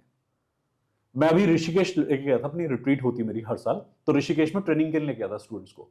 गंगा के घाट के किनारे हमारे कैंप्स थे, हमने वहां स्टे कराया और वहां ट्यूनमेंट कराया। गंगा में तर्पण कराया मैंने सबका। पितरों का जिनमें तरीके से हम तर्पण जानते हैं, मैं ब्राह्मणों फैमिली से, तो मैंने पूरा विधि विधान से कराया। इतनी जबरदस्त एनर्जी सबको फील हुई। कहते सर ये पाखंड कितना मचा रखा है बाहर मार्केट में, ये बहुत सिंपल है। इंसान अपने मन से अपने पितरों को याद भी नहीं कर सकता क्या? गंगा जो हर चीज उठा देती है, रिमूव कर देती है आपके ऑरा में से, वहां पितरों का तर्पण नहीं कर सकता क्या अपने आप? उसके लिए भी मुझे किसी और को बुलाना पड़ेगा, वो बैठेगा तभी सिद्ध होगा। ठीक है, एक ब्राह्मण का भोजन तय है, मैं करा दूंगा, बट मैं कहीं और बिजी हूं, पंडित तर्पण कर रहा है। मैं यूट्यूब पे कह रहा हूं या फेसबुक पे कह रहा हूं कि तू बैठ जा, मैं देख रहा हूं, तू तर्पण करता रहे। वो वाली बात है ना, जिम ट्रेनर जा रहा है और पतला मैं हो जाऊं। एग्जैक्टली कि तुम मेरी तरफ से 3 डंबल का सेट मार लेना, तुम पतले हो जाओगे। ये कौन सा तरीका है पंपिंग करने का? लोग आजकल ऐसी काम कर रहे हैं। हमने रिट्रीट में उनको ऊर्जा फील कराई। मैं आपको एक छोटा सा एग्जांपल देता हूं। एक होती है fire bending technique, water bending, air bending, soil bending. हमारे सामने रात को बॉनफायर चल रही थी, बहुत ठंड थी ऋषिकेश में, दिसंबर के महीने में हम थे। धुआं आंखों में लग रहा था क्योंकि लकड़ियां गीली थी। तो मैंने अपने स्टूडेंट से कहा कि तुम्हें फायर बेंडिंग आती है? मैंने क्लास में सिखाई हुई है। हमने अपनी अपनी एनर्जी को कनेक्ट करा साथ में और फायर के ऊपर एनर्जी डालनी शुरू करी। आंखों में धुआं लग रहा था, फायर कलर था ऑरेंज। मेरे मोबाइल में वीडियोस हैं इस चीज के ऊपर, मैं आपसे शेयर भी कर सकता हूं। मुझे प्लीज शेयर कर देना, मैं डाल दूंगा। एग्जैक्टली मैं आपको दूंगा, आप वो फोटोग्राफ डालिएगा। फायर ने कलर ऑरेंज से वॉयलेट में शिफ्ट कराए और सारा धुआं सेंट्रलाइज हो गया। आंखों में 1% नहीं लग रहा था किसी की। जितने लोग मेरे को सुन रहे हैं उनमें से कई सारे मेरे YouTube को देख चुके हैं, वहां लेवल 1 का वीडियो है।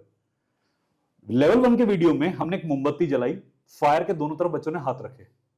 सर फायर की लॉ ना सीधी जलती है हमेशा, लॉ ऐसे बेंडेड थी रूम के अंदर बिना किसी चीज के, और ये YouTube पे डला हुआ है।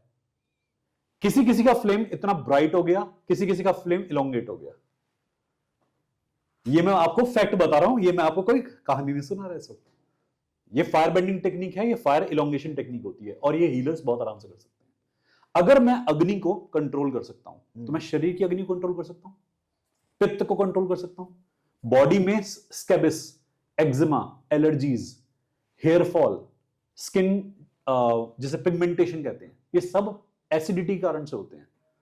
अगर मैं अग्नि को कंट्रोल कर सकता हूं तो स्किन की हर एक एसिडिटिक कंडीशन को मेंटेन कर सकते हैं। तो कैंसर नहीं कर सकता। सर अभी आपने बॉडी की बात करी, तो हमारे उसमें एक कॉन्सेप्ट है चक्रास का जी, योग में। जी बिल्कुल, वो भी एनर्जी के सोर्स हैं। बिल्कुल सही आपने पॉइंट उठाया यहाँ पर। क्या रेकी के थ्रू उनको भी जागृत किया जा सकता है? सर 5 एलिमेंट हैं, हम जब इन 5 एलिमेंट से कनेक्ट करते हैं तो हमारे शरीर के सारे चक्र जागृत होते हैं। अच्छा, हमारे अगर हम माइक्रो और मैक्रो मिला के बात करें तो हमारे पास 70,000 नाड़ियां बोली गई नाड़ी शास्त्र में, 70,000 नाड़ी।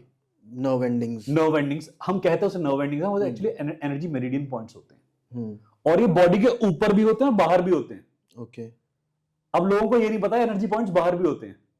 ट्रेडिशनल चाइनीज मेडिसिन में से डेंटियंस कह देते हैं, वैदिक में से नाड़ी शास्त्र बोला गया है। ये हमारे पास था, और ये सब चक्र ही होते हैं। ओके, मेजर कंपोनेंट में देखें तो 125 चक्र निकल के आते हैं, और उसमें भी मेजर देखें तो 7 चक्र निकल के आते हैं, जिन्हें हम एंडोक्राइन सिस्टम कहते हैं। आप जब एनर्जी देना शुरू करते हैं तो आपकी बॉडी रेगुलेट होती है, उसकी नाड़ियों में सही ऊर्जा प्रक्षेपित होती है, बहती है। जब सही एनर्जी बहती है तो हमारे सारे चक्र बैलेंस होने शुरू होते हैं। चक्र हर क्षण डिसबैलेंस होते हैं और रीबैलेंस होते हैं। अच्छा, वो रहते ऑन ही है, मतलब ऐसे, क्योंकि वो बिल्कुल लोग ना कुंडली जागृत करा दूंगा मैं आपकी, आप मतलब एस्ट्रल प्रोजेक्शन कर पाएंगे। ये सब बातें सही हैं, ये बातें सही हैं, बट इनके ना प्रोजेक्शंस जो दिए गए हैं बहुत गलत दिए गए। अभी मेरे पास एक बच्चे की चार्ट की रिपोर्ट आई, उसने कहा मैंने किसी से अपना ऑरा स्कैनिंग कराई थी, ऑरा टेस्टिंग कराई थी, तो उसने लिख के दिया मुझे कि मेरे चक्र ब्लॉक्ड है। वो आजकल वो मैंने वो मशीन भी देखी है, वो लेके वो ऑरा चेक करते हैं। वो एक्चुअली में मैं लेके आने वाला था आपके पास में, बट मुझे लगा कि शायद ये पॉम्प एंड शो बहुत हो जाएगा। मैंने कहा दोबारा कभी कुछ करेंगे तो प्रैक्टिकल आपको करके दिखाऊंगा। एल रॉड्स कहते हैं उसे। अच्छा, उससे हम कर सकते हैं, बट ह्यूमन इतनी मैकेनिज्म वाली चीजों पे क्यों आधारित है?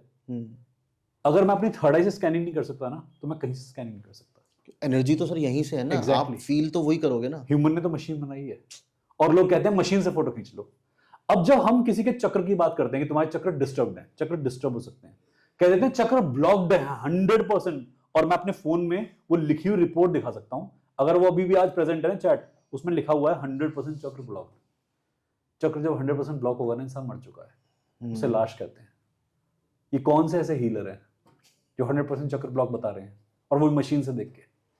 सर ये अनाड़ी बच्चों ने ना बहुत सारा प्रोफेशन में काम ही खराब कर रखा है। चक्र इम्बैलेंस होते हैं गलत खाने से, गलत जगह बैठने से, गलत बात करने से, गलत सोच से। तो इसलिए चक्र हर वक्त बैलेंस होते हैं और हर वक्त इम्बैलेंस होते हैं। यदि आप पानी का घूंट पी लें, चक्र बैलेंस हो चुके हैं। पानी को हीलिंग करके पी लें, चक्र और बैलेंस हो चुके हैं। मंदिर में बैठ जाएं, चक्र और बैलेंस हो जाएंगे, क्योंकि वो एनर्जी आ रही है आपके एनर्जी ऊपर। की सोर्स है। हमारे मंदिरों में ऊपर एक घंटा होता है हमेशा, गॉन्ग को प्ले करते हैं, उसके बाद जाते हैं, वो ऑरा क्लेंजिंग करता है हमारा। गुरुद्वारे में पानी होता है, उसके ऊपर से होके जाते हैं, ऑरा क्लेंजिंग करता है आपका, पैर साफ भी करता है, ऑरा क्लेंजिंग भी करता है। हर विधा में, हर रिलीजन में ये बातें बताई गई हैं जी। हमें रिलीजियसनेस तो समझ में आ गई, पर हमें स्पिरिचुअलिटी समझ में नहीं आई।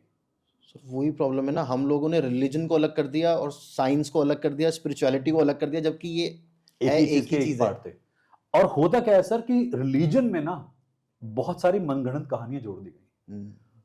It's not important to be religious, it's very important to be spiritual. Spirituality is the main content. Whether you are religious और not hardly makes a difference, but you should be spiritual. Spirituality मेरे हिंदू मुस्लिम सिख ईसाई होने से नहीं रुकती, but religiousness रुक जाती है। अगर आप देखें तो हर रिलीजन यही बोलता है यार एक ही सोर्स है, एग्जैक्टली, उस पे ध्यान दो। और अभी रिसेंटली मेरे किसी बच्चे ने बताया मुझे कि जैसे मेरे पास कई सारे मुस्लिम्स हैं, पाकिस्तान से लोग हैं, कई कंट्री से लोग हैं, मेरे पास हीलिंग कराते हैं। सर विष्णु सहस्त्रनाम पे मेडिटेशन कराया और पाकिस्तानी इंसान विष्णु सहस्त्रनाम सुन के मेडिटेशन स्टेट में गया। मैंने शिव स्रोत पे मेडिटेशन कराया और उन पाकिस्तानी भाई बहनों ने साथ में मेडिटेशन किया, और मेरे वालों ने क्या कहा, सर अच्छा है आपने कन्वर्ट कर दिए। इन्हें शर्म नहीं आती बोलते हुए बात। ये मैं आपके ऑडियंस के सामने बताना चाहूंगा इस बात को। नालायक बच्चे हैं ये, एक नंबर के। ये कहते हैं अच्छा है आपने 4 कन्वर्ट कर दिए। मैं कन्वर्ट नहीं कर रहा हूं किसी को भी, वो लोग साथ में बैठ के अच्छा फील कर रहे हैं। कितने ही लोग हैं कहते हैं सर हमें रिलीजन का तो कोई आपत्ति ही नहीं है, आप भी भाई हैं हमारे। इतने प्यारे इमोशन से मिलते हैं। बट सर जो चल रहा है ना ये आजकल, ये जो कि तुम ये कलर और तुम क्रीड, ये बहुत गंदा है सर। ये मैं कभी भी एड्रेस नहीं करता इन सब बातों को, क्योंकि मुझे पता है ये बकवासबाजी है जी। बट ये एड्रेस करना यहां पे जरूरी है कि हीलिंग ना कास्ट की होती, ना क्रीड की होती, ना कलर की होती, ना एज की होती। मेरे पास 5 साल का भी हीलर है और मेरे पास 80 साल का भी हीलर है। और जब 5 साल के हीलर से हीलिंग कराई तो बड़े बड़े हीलर्स हैरान हो गए इसकी हीलिंग इतनी स्ट्रांग है। उसकी तो क्योंकि एनर्जी बहुत प्योर होगी। एग्जैक्टली, उसके दिमाग में कोई मैनिपुलेशन है मैनिपुलेशन ही नहीं है। और लोग कहते हैं कि छोटे बच्चे को हीलिंग कैसे सिखा सकते हो? अरे वो तो नेचर से सीख के आया है। छोटे बच्चे के हाथों में हाथ रखो, पैदा हुआ है बच्चा, कितनी जबरदस्त एनर्जी होती है। उसको गर्म भी होते हैं उसके हाथ हमेशा। मैंने जैसे आप गर्मी ही नहीं सर, वाइब्रेशन महसूस करोगे। बच्चा रोएगा आप रोगे, बच्चा खुश होगा आप खुश होगे। ये कैसे हो रहा है? ये इमोशन कैसे ट्रांसफर हो रहे हैं? तो वाइब्रेशन तो है उसके अंदर। और हमारे रोने से कोई नहीं रो रहा, हमारे हंसने से कोई नहीं हंस रहा। उसमें ऐसा क्या है जो बड़े होते थे हमने मिस कर दिया? That is energy quotient. Sir अभी आपने एक बात करी थी ना कि जो ये जो नए बच्चे होते हैं ये जो गड़बड़ कर देते हैं, कभी आपके साथ कोई ऐसा केस आपके सामने आया जिसमें उसने शुरू तो किया हीलिंग करना, लेकिन बात इतनी ज्यादा बिगड़ गई कि उसकी खुद की जान पे बन गई? सर कई केसेस हुए हैं, कई सारे केसेस ऐसे होते हैं। मतलब आधे अधूरे सीख के जो लोग आ जाते हैं। मैं आपको एक एग्जांपल देता हूँ। मैंने पहले भी जिक्र किया था कहीं पे एक बार इस बात का, और मैं थोड़ा सा इसे छेड़ना चाहूंगा जिक्र को। एक लेडी है मेरी ही स्टूडेंट है, उन्होंने मुझे रेफर किया कोई और केस। उन्होंने इसकी हीलिंग चल रही थी, इसके बच्चे की हीलिंग काफी टाइम से। कहती हैं सर ये मुझे लगता है मैं हीलिंग नहीं कर पाऊंगी। ऑनेस्ट हीलर थी, उन्होंने मुझे रेफर कर दिया। मुझे उस बच्चे की माता ने कहा कि बच्चे में डिप्रेशन है, आप हीलिंग कीजिए। मैं 3 दिन बच्चे की हीलिंग करता रहा। माता लगातार दिन रात मुझे टेक्स्ट करें बच्चा कैसा है, बच्चे की हीलिंग चल रही है। मैं कहा ma'am let me have some time, मुझे कुछ समय तो दो, मुझे 5-7 दिन तो दो, मैं देख तो लूं। अब जब किसी में इतनी एंजाइटी होती है ना तो समझ जाते हैं दाल में कुछ काला है यहां पर। और जब मैं हीलिंग कर रहा था मुझे और भी अनुभव हुआ कि खाली हीलिंग डिप्रेशन वाली नहीं है। मैंने उस लेडी से कन्फ्रंट करा कि क्या आपके बच्चे को भूत बाधा है, कोई प्रेत बाधा है इसके ऊपर? कहती हाँ हमारे फैमिली में तो रह चुकी है, पहले भी रह चुकी है। मतलब मैंने कहा ये क्या मतलब नॉर्मल नहीं होती? हेरिडिटरी थोड़ी चल रही है। मैंने कहा ये कॉमन नहीं होती, घर में चलती आ रही है। आज हमारे पास थी अब आपके पास पहुंचेगी। मैं कहा मैम आपने मुझे क्यों नहीं बताया? कहती आपने पूछा ही नहीं। मैं कहा मैम डिप्रेशन का केस आ रहा है तो मैं ये थोड़ी पूछूंगा प्रेत चिपटा हुआ है कि नहीं चिपटा हुआ है। उस लेडी ने तब बताया कि उसके फादर की डेथ हुई है इस चीज से, उसके ब्रदर की डेथ हुई है इस चीज से, और घर में मल्टीपल डेथ हो चुकी है इस चीज से। मैंने कहा आपका बच्चा जब उसके चक्कर में फंसा हुआ है तो आप ये क्यों कह रहे हैं कि बच्चे को एडिक्शन है, बच्चे को एनर्जी अटैक नहीं है? उस लेडी को सब कुछ पता था इस बारे में।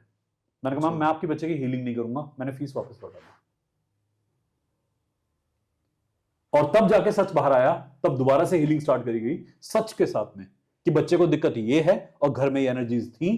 तब मैंने उस बच्चे को दिखाया काम करके कि कंट्रोल कैसे होती है, और बच्चा वो हेल्दी भी होना शुरू हो गया। उसकी मदर को हीलिंग सिखाई, क्योंकि यहां पर क्या होता है ऐसे केसेस में, जैसे कैंसर है, कोई बाधा है, आपको खुद हीलर बनना पड़ता है। ये कॉन्टिन्यूअस प्रोसेस होता है। मैं जब अपने पेशेंट की हीलिंग करता हूं वो डिफरेंट होती है जो बाकी लोग हीलिंग करते हैं, क्योंकि मैं 2 टाइम हीलिंग करता हूं, एक सुबह एक शाम। और बहुत स्ट्रॉन्ग हीलिंग करते हैं हम लोग पर क्लाइंट देखकर। लोग एक टाइम हीलिंग करते हैं, वो भी कभी कभी करी, कभी कभी छूट गई। जब स्ट्रॉन्ग हीलिंग मिली, बच्चे की बॉडी ने रिएक्ट करा, बच्चा स्टेबल हो गया। बट मैंने उनको बोला कि इससे भी ज्यादा हीलिंग चाहिए इससे, तो आप खुद सीख लीजिए, बजाय ये कि आप मुझे पैसे भरती रहें। हमेशा मनी मिंटिंग प्रोसेस नहीं होना चाहिए दिमाग में। कभी कभी ना बेटरमेंट ऑफ ह्यूमैनिटी भी कुछ चीज होती है। तो लोग ना मैक्सिमम प्रोफेशन में आते हैं कि कुछ कमाएंगे। मुझसे मेरे स्टूडेंट कहते हैं सर हीलिंग तो सीख ली, कमाना कब शुरू करेंगे? आए उस थॉट से होते हैं ना सर। एग्जैक्टली। हमारे पास में ये है कि उनका जो पैटर्न है ऐसा होता है कि बच्चा आया, 2 दिन बाद मुझसे पूछेगा कि सर मैं दूसरों की हीलिंग कर लूंगा। 2 दिन बाद? 2 दिन बाद। मैं कहा 2 दिन हुए तुझे अभी आए, टोटल 2 दिन। कहते हैं सर कब तक कर पाएंगे, एक प्रोक्सीमेट डेट बता पाएंगे आप? मैं कहा अच्छा। मैं कहा 3:30 बजे दोपहर को 14 फरवरी की। कहते सर ये क्या मजाक है? मैं कहा शुरू किसने किया बेटा? ऐसा कोई बता पाएगा किसी को कि तुम्हारी हीलिंग एक्टिवेट कितने दिनों में हो रही है? प्रैक्टिस तो करो ना। सुबह उठते ना मेडिटेशन करते, पानी पीते ही नहीं, एयर और वाटर, ये 2 एरियाज ऐसे होते हैं इनसे आप अपनी पूरी एनर्जी कंट्रोल कर सकते हैं। तो अगर आप डीप ब्रीथ करो तो आपको खुद को फील होता है। बच्चे ना तो पानी पीते, शैलो ब्रीदिंग करते हैं। मैंने 100 बार बताया कि ब्रीदिंग डीप करनी है, पानी पीना है, बॉडी में मेडिटेशन देना है। ये 3 काम के बगैर एक हीलर नहीं बन सकता। और हीलर छोड़िए, ऑकल्ट में रीडर भी नहीं बन सकता। बॉडी पे पोर हो जाएंगे, इंपैक्ट आएगा, गलत प्रोजेक्शन होगा एनर्जी का। ओके। वो 3 काम नहीं करता। उसका इंपैक्ट क्या होता है सर, अगर जैसे गलत इंपैक्ट आ गया? मेरे पास में ऐसे कई केसेस आए जहां पर हीलर हीलिंग कर रहा था और अपने अंदर उसने एनर्जी का डिस्टर्बेंस देखा।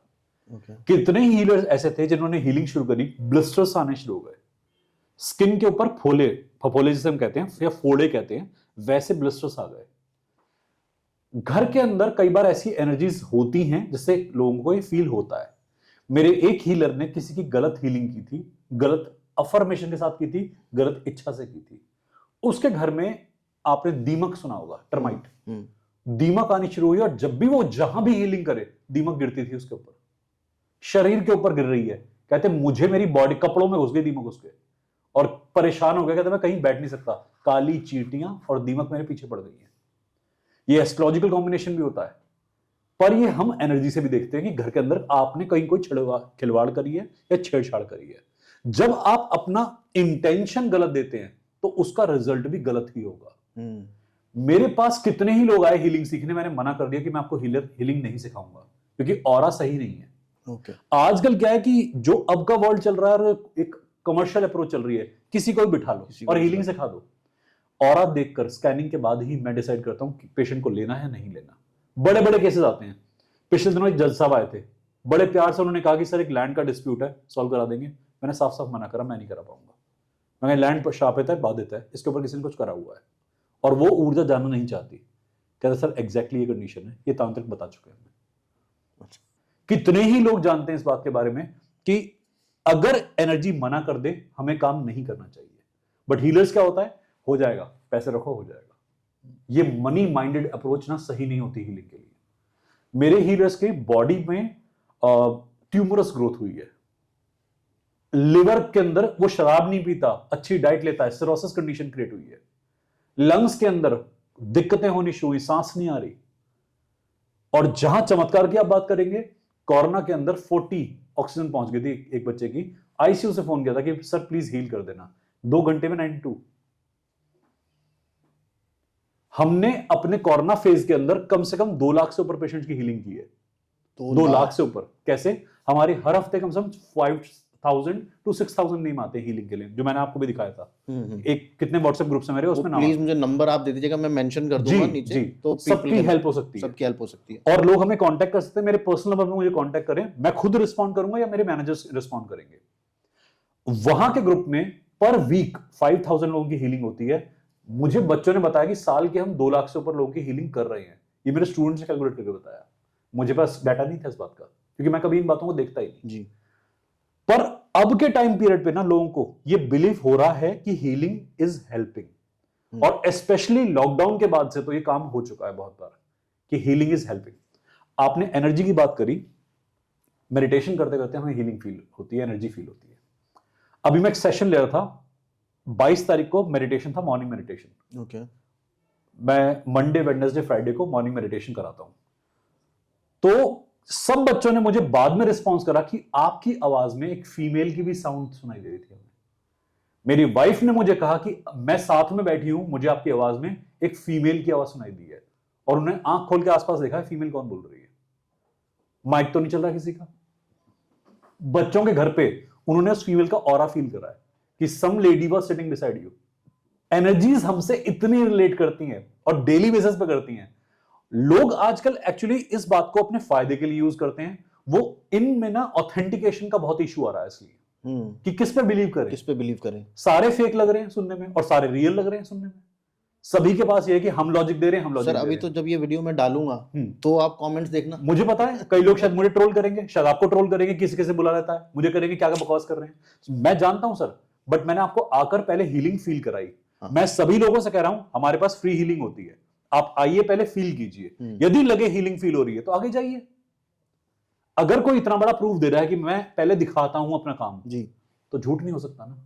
पर सर लेकिन प्रॉब्लम ये है ना कि कई सूडो जो नकली कर रहे हैं, पता है सर, उस वजह से इन सब चीजों को एक गलत नाम भी मिल रहा है कि यार ये तो बेवकूफ बनाते हैं, पैसा ले मुझे लेते हैं। डेली ट्रोलिंग मिलती है कि तुम बाबा हो गए, तुम अच्छे खासे पढ़ा रहे थे, तुम्हें क्या हो गया। मुझे ट्रोलिंग मिलती है इस बात पे। मेरी खुद की मम्मी कहती हैं तांत्रिक हो गया। मम्मी मजाक मजाक में कहती हैं अच्छा खासा काम कर रहा था, पता नहीं कहां तंत्र मंत्र में घुस गया है, भूत प्रेत पकड़ता फिरता है।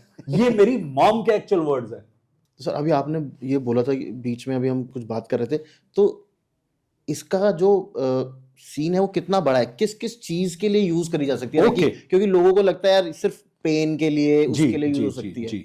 मनी मैनिफेस्टेशन, पैसे कहीं अटके हुए हैं। ओके। मेरे पास कई लोग ऐसा है कि 10 करोड़ रुपीस कहीं फंसे हुए हैं, वापस लाने हैं। ओके। अभी एक भाई साहब थे, उन्हीं का केस में बता रहा हूँ, 10 करोड़ का डेट था उनके ऊपर, 4-5 लाख रुपए बचे हैं मुश्किल से। अच्छा काम चल रहा है, बहुत बढ़िया काम चल रहा है, 3 साल या 4 साल में उन्होंने उतार दिए। तो मेरा पहले उनसे क्वेश्चन था कि कौन सा ऐसा काम कर रहे हो जिससे इतना पैसा उतार रहे हो, मुझे तो काम सिखाओ पहले तो क्योंकि मेरा भी तो थोड़ा बेनिफिट हो। ऐसे कितने ही लोग हमारे पास हैं, पॉलिटिशियंस हैं मेरे पास में, अपनी हीलिंग कराते हैं, मैं यहाँ नाम नहीं ले सकता for sure obvious reasons, but कितने ही लोग हैं जिन्होंने अपनी स्वार्थ सिद्धि कराई है। मेडिकल केसेस, जो तलाक के केसेस होते हैं कि किसी को, कपल को था कि हम काम करना चाहते हैं बट हमारी फैमिली प्रेशराइज कर रही है तलाक लीजिए, हमें तलाक नहीं लेना, हमें कांटेक्ट किया उन्होंने, तलाक नहीं हुआ। कितने ही मेरे काउंसलिंग केसेस ऐसे हैं, मैंने कहा बेटा तलाक बिल्कुल नहीं होगा, ये फैमिली इंटरफेयर कर रही है इसलिए तलाक हो रहा है आपका। रिलेशनशिप्स भी बेटर हो सकते हैं थ्रू रेकी। एग्जैक्टली। बच्चों की पढ़ाई, अभी बोर्ड के एग्जाम थे, कितने ही बच्चों ने अपनी हीलिंग कराई इस चीज की। सर यहाँ हीलिंग ही नहीं, NLP, hypnosis, past life regression. NLP क्या होगा सर? न्यूरो लिंग्विस्टिक प्रोग्रामिंग, जिसमें हम सबकॉन्शियस को ट्रेन करते हैं। Okay. बच्चा किसी एक सब्जेक्ट में डरा हुआ है, परफॉर्म ही नहीं कर पा रहा, बार बार कोशिश कर रहा है, फेल हो रहा है। आपको बिजनेस रन करना है, आप एक लेवल से ऊपर जा नहीं पा रहे, नेता को चुनाव लड़ने हैं, वो दिमाग के अंदर विन या विक्ट्री प्रोजेक्ट नहीं कर पा रहा, तो ऐसे हम एनएलपी का इस्तेमाल करते हैं। राहुल गांधी जी को करानी चाहिए सर उनके पास मेरे से अच्छे होंगे पर काम नहीं कर रहे और मैंने जितना सुना है, चलिए आपने राहुल गांधी का नाम लिया तो मैं बता देता हूं, जहां तक मेरी इंफॉर्मेशन कहती है और मैं काफी सही हूं इस इंफॉर्मेशन में, हमारे नरेंद्र मोदी एक रेकी हीलर हैं। अच्छा। और एनएलपी ग्रैंड मास्टर हैं। एनएलपी उन्होंने सीखी हुई है, उनके बातों से भी लगा है और जितने भी सूत्रों से पता लगा है वहां से भी कहानी आई है।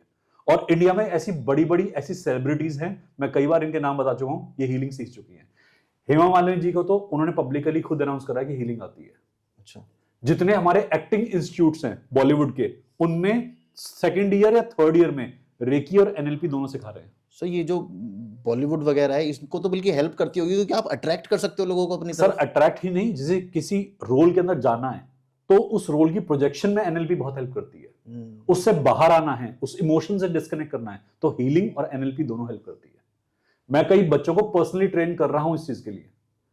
मेरे पास अभी एक बच्चे का केस आया था कि उसकी प्लास्टिक सर्जरी गलत हो गई। बॉडी को उसी पॉइंट पर रिस्टोर करना है जहां पर बॉडी थी। अच्छा, ये काम हमने करा हुआ है। मैंने लिप एनहेंसमेंट का केस आया था मेरे पास कि लिप का सर्जरी गलत हो गया, बोटॉक्स एक डाल दिया बॉडी के अंदर, लिप एनहेंसर्स डाल दिया और वो एनहेंसमेंट गलत डाल दिया। उसे वापस शेप में लाना है। तो एक होती है हमारे पास साइकिक सर्जरी कि हम ब्रेन से बॉडी को रिपेयर कर सकते हैं। ये काम हमने कई सालों से कर रहे हैं। और मेरे पास आप कॉस्मेटिक सर्जरी के कितने केसेस सुनते हैं, हमारे पास लोग कांटेक्ट करते हैं इस बात के लिए।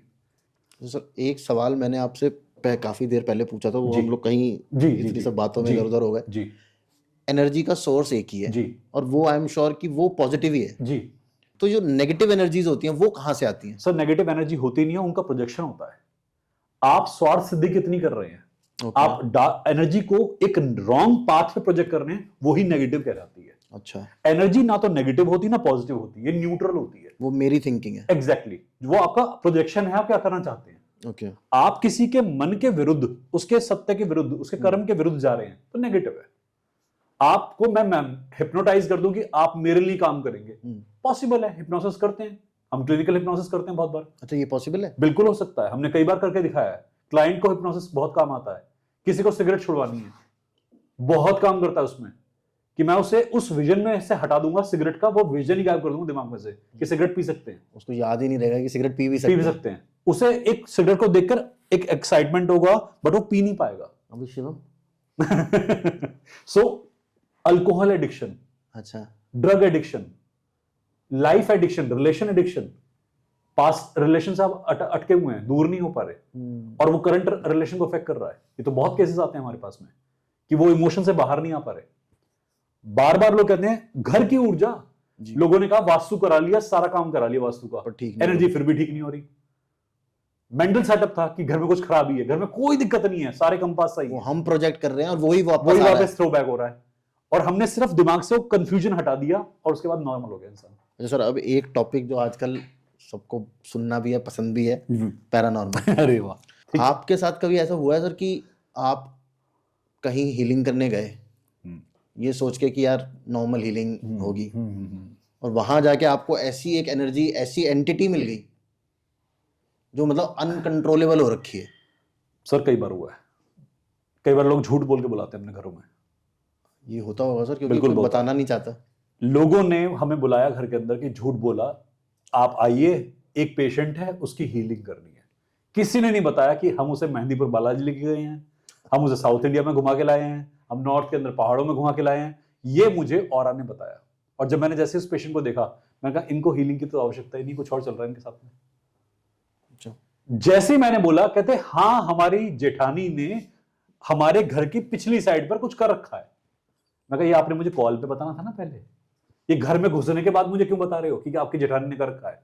अब क्या हुआ कि एग्जैक्टली इंसान प्रिपेयर्ड हो गया है, मैं ऐसे ही पहुंचा हूं वहां बातचीत करने नॉर्मली। अब क्या हुआ, जब मैं घर में पहुंचा तो जेठानी ने वहां कुछ नहीं कर रखा, वहां 3 एनर्जी और भी मौजूद थी, और उस घर के 3 अबॉर्शन के बच्चे थे। अच्छा, कि एक फीमेल के 3 अबॉर्शन हुए थे, जिसके बारे में सिर्फ पति को पता है, पत्नी को पता है, और कई साल पहले ही कहानी है। जब वहां पहुंचे तो उन बच्चों की एनर्जी थी जो अभी तक अनसेटिस्फाइड थी कि कोई हमारे नाम पे तर्पण कब करेगा, कोई हमें बैलेंस में कब लाएगा, तुम नए पैदा हुए होंगे तो तरफ तो पूरा ध्यान दे रहे हो। वो एनर्जीज बात भी करती हैं? डेफिनेटली बात करती हैं सर। मेरी एक टीचर थी, उनका अपना फर्स्ट हैंड एक्सपीरियंस था ये। उनका बच्चा जिसको उन्होंने त्याग दिया था, दुनिया से चला गया था, वो बच्चा दोबारा आया, और उनके पास में रेडियोज होते हैं, जैसे वो मीडियमशिप कहते हैं उसे, मीडियमशिप इंडक्शन कराते हैं। ये अमेरिका में, इंग्लैंड में और न्यूजीलैंड में, आयरलैंड में बड़ा फेमस है मीडियमशिप इंडक्शन। या तो बॉडी में कराते हैं या किसी ऑब्जेक्ट में कराते हैं। जैसे माइक है, अगर मैं इस माइक में मीडियमशिप इंडक्शन करा दूं तो ये माइक मुझसे बात करेगा, एनर्जी इसमें प्रवेश करेगी, और माइक स्पीकिंग सिस्टम नहीं है, स्पीकर नहीं है इसमें, पर ये बात करेगा वाइब्रेशन के थ्रू। किसी भी ऑब्जेक्ट में हम इंड्यूस कर सकते हैं, स्पेशली जिनमें स्पीकिंग सिस्टम होता है, स्पीकर्स होते हैं, उनमें बहुत जल्दी होता है। उसमें तो आवाज आने लगती है। मैंने उस बच्चे की वो बात करते हुए फ्रीक्वेंसी सुनी है, कि अपनी मॉम को प्रेडिक्शन देता है, आता है, बात करता है। उसका नाम था, एक मैम बुलाती थी, मैं उससे ज्यादा डिटेल दे नहीं सकता क्योंकि उनकी पर्सनल डिटेल्स थी। तो मैंने जब वो फ्रीक्वेंसी पहली बार सुनी तो मुझे भी डाउट लगा। मैं कहा मैम ये तो कुछ नहीं है, तो फेक शो कर रहे हो। कहती बेटा चल दिखाती हूँ तुझे एनर्जी होती कैसे है। मैम ने मेरा हाथ पकड़ा, ऐसे टेबल पे बैठे थे, जैसे हम यहाँ बैठे, तो साथ में कोई और भी था, उसका भी हाथ पकड़ा और आपस में हम बैठ गए सारे मिलके, हाथ पकड़ के एक दूसरे के। घर में कोई और नहीं है, हम तीनों ही हैं। मैम ने सारे गेट लॉक कर दिए, हाथ पकड़ा हुआ था और मैम ने एनर्जी कॉलिंग करी। अगर मैं आपके पास में आके आपके कान के पास सूंघना शुरू कर दूं, आपको मेरी स्निफिंग फील होगी जी। Something sniffed at my ear. मेरा पहला एनर्जी एनकाउंटर था और मुझे ऐसा लगा कि मैं पैंट में ना कुछ गीला कर चुका हूं शायद। मैं कहा मेरे से कंट्रोल लिया, मैंने उनका हाथ जोर से पकड़ लिया। मैं कहा मैम, कहती बस बैठा रहे, कुछ मत कर, ये आएगी चली जाएगी। जब कोई आपके आसपास से आता है ना, आपको फील होता है कि मूव कर रहा है। आपकी आंखें चाहे बंद हो, चाहे आपने आंखों में पट्टी बांध रखी हो, आपको फील होगा कि कोई आया, इधर से आके गया। वो एनर्जी यहां बैठी टेबल पे मेरे सामने, और वो क्राउच करके बैठी थी अपने दोनों हाथ ऐसे रख के, because I can clearly feel कि मेरे सामने कोई बैठा है और स्निफ कर रहा है मुझे। उसने मेरे पीछे का गेट खोला और गेट जोर से रैम करा। गेट की लकड़ी मेरे यहां से गई उड़ती हुई। घर में कोई नहीं है सर, लिटरली कांप गया था, मेरी रूह कांप गई थी। तो वो इस बात से नाराज था कि आप उस पर बिलीव नहीं कर रहा। और उस दिन के बाद से जब मेरे को समझ में आया कि हाँ इन चीजों की एनर्जी होती है, रियल्म होती है, द मोमेंट आई सेड कि हाँ यार ये भी तो परेशान होती होंगी। सर कितने ही घरों में गया उसके बाद तो एनर्जी दुखी मिली मुझे। जैसे लोगों की साइकोलॉजी होती है, ऐसे एनर्जी की साइकोलॉजी होती है। हम एनर्जी से कभी बात नहीं करना चाहते, हम उससे डरना चाहते हैं हमेशा। मैं घरों में गया, बिल्डिंग्स में गया, एनर्जी खुद कहती है, वार्न करती है, डोंट इंटरफेयर। मैंने बैठ के बात करी कि मैं आपसे बात करने आया हूं, किसी के शरीर में घुसी हुई थी, बात कर रही है उसके थ्रू। फीमेल की बॉडी है, मेल की साउंड है। मैंने बात करी, बता मुझे क्या दिक्कत है, क्या चाहती है। उसने बताया कैसे निकलूंगी, अपना सॉल्यूशन खुद देख गई हमें कि ये कर दो, वहां पर ये नहीं हुआ है इसलिए तांडव हो रहा है। अभी 4-5 दिन पहले एक लेडी का केस आया मेरे पास में कि उसके पति ने यूरिन कर दिया था किसी मजार पे। अच्छा। कहती 10 साल हो गए हैं, ये एंटिटी इनकी बॉडी में से रिलीज नहीं हो पा रही है। और अभी राम नाम का जाप चल रहा था देश में 22 तारीख को। उस दिन वो एनर्जी, ये देखो, फिर देख लो मेरी वॉच पे, ये आपके व्यूअर्स के लिए बता रहा हूं कि अभी फिर से बज हुआ है। जैसी मैं एनर्जी की बात कर रहा हूं, ये बज करेगा। एनर्जी ने 22 तारीख को बहुत रेस्टलेसनेस फील करी क्योंकि वाइब्रेशन हाई हो गई थी हर तरफ से। वो अंदर आया उसका हस्बैंड, और अंदर आके ऐसे मूवमेंट करने लग गया लेडी के नरेशन के हिसाब से। तो लेडी समझ गई कि अब ये एनर्जी है इस वक्त, ये इंसान नहीं है। और लेडी को कुछ मारना, हल्के हल्के ऐसे ऐसे मारना शुरू कर दिया, या जोर से मारना शुरू कर दिया। कहती तू कौन है, नाम बता अपना।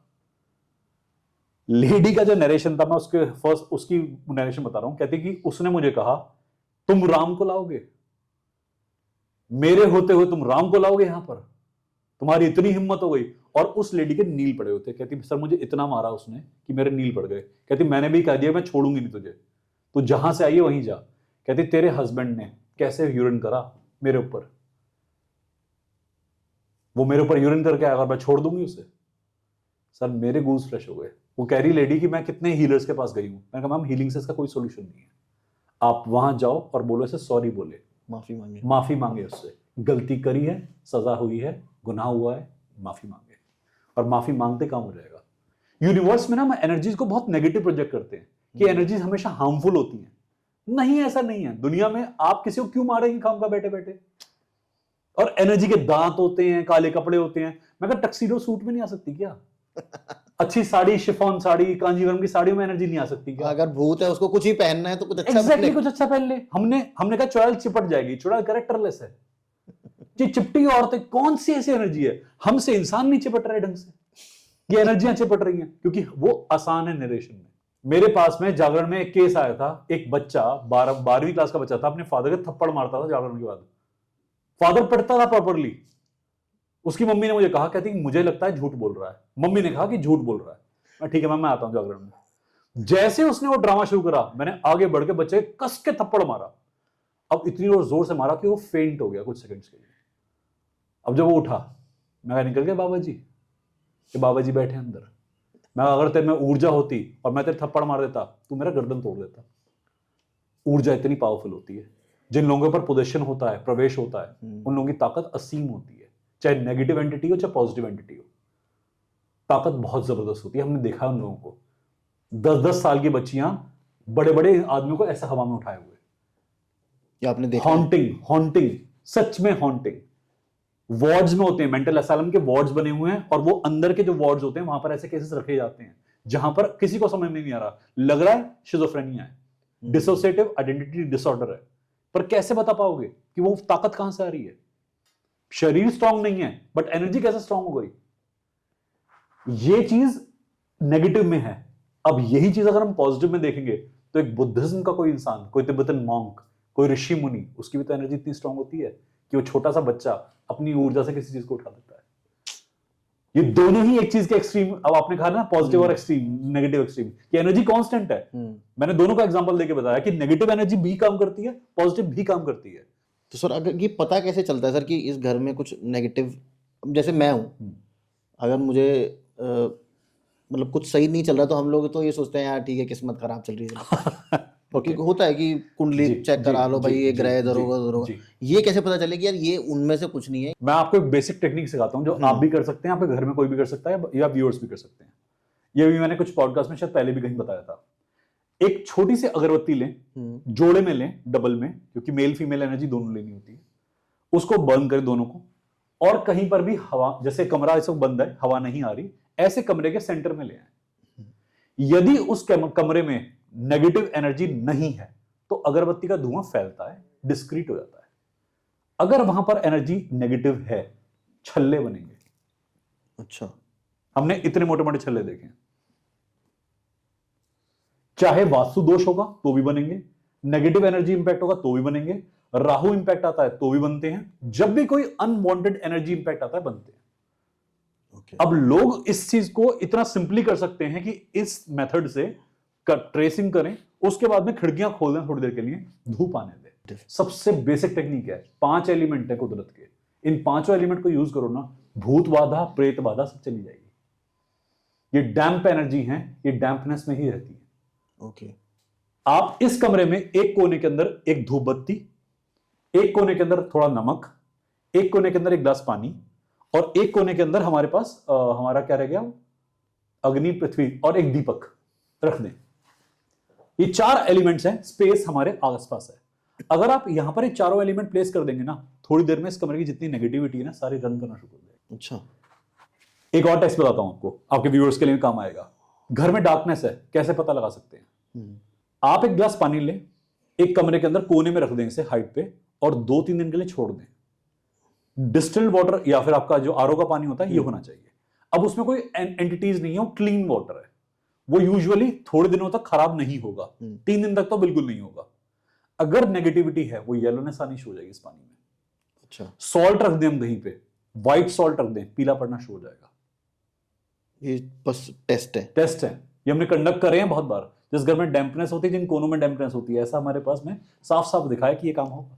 सर मुझे ये तो बातें हो गई सारी, मुझे एक पर्सनल क्वेश्चन पूछना है कि आपको जब इतनी सारी एनर्जीज फील होती हैं तो आपको खुद को कैसा फील होता है? आपको तो सब कुछ दिख रहा है, मतलब एज अ पर्सन, अगर मैं आपका पर्सनल एक्सपीरियंस पूछूं कि यार मुझे इधर भी कोई एनर्जी थी, इधर भी कोई एनर्जी थी, वो मेंटल जो डिस्टर्बेंस है उससे जो आती होगी, उसको कैसे as a reiki healer control किया जाए? ओके। जब नए नए आए थे तो ये बहुत सफोकेटिंग था, क्योंकि कोई एक्सप्लेनेशन नहीं था इसका। जब नया नया घुसा था इस फील्ड में तो बड़ा ही मॉन्की लाइफस्टाइल था। तो मेरे गुरु भी कहते थे कि अ मॉन्की टर्निंग इनटू मॉन्क। वो ऐसे वर्ड यूज करते थे मेरे लिए कि he is becoming but he is not yet, तो ऐसे कहते थे।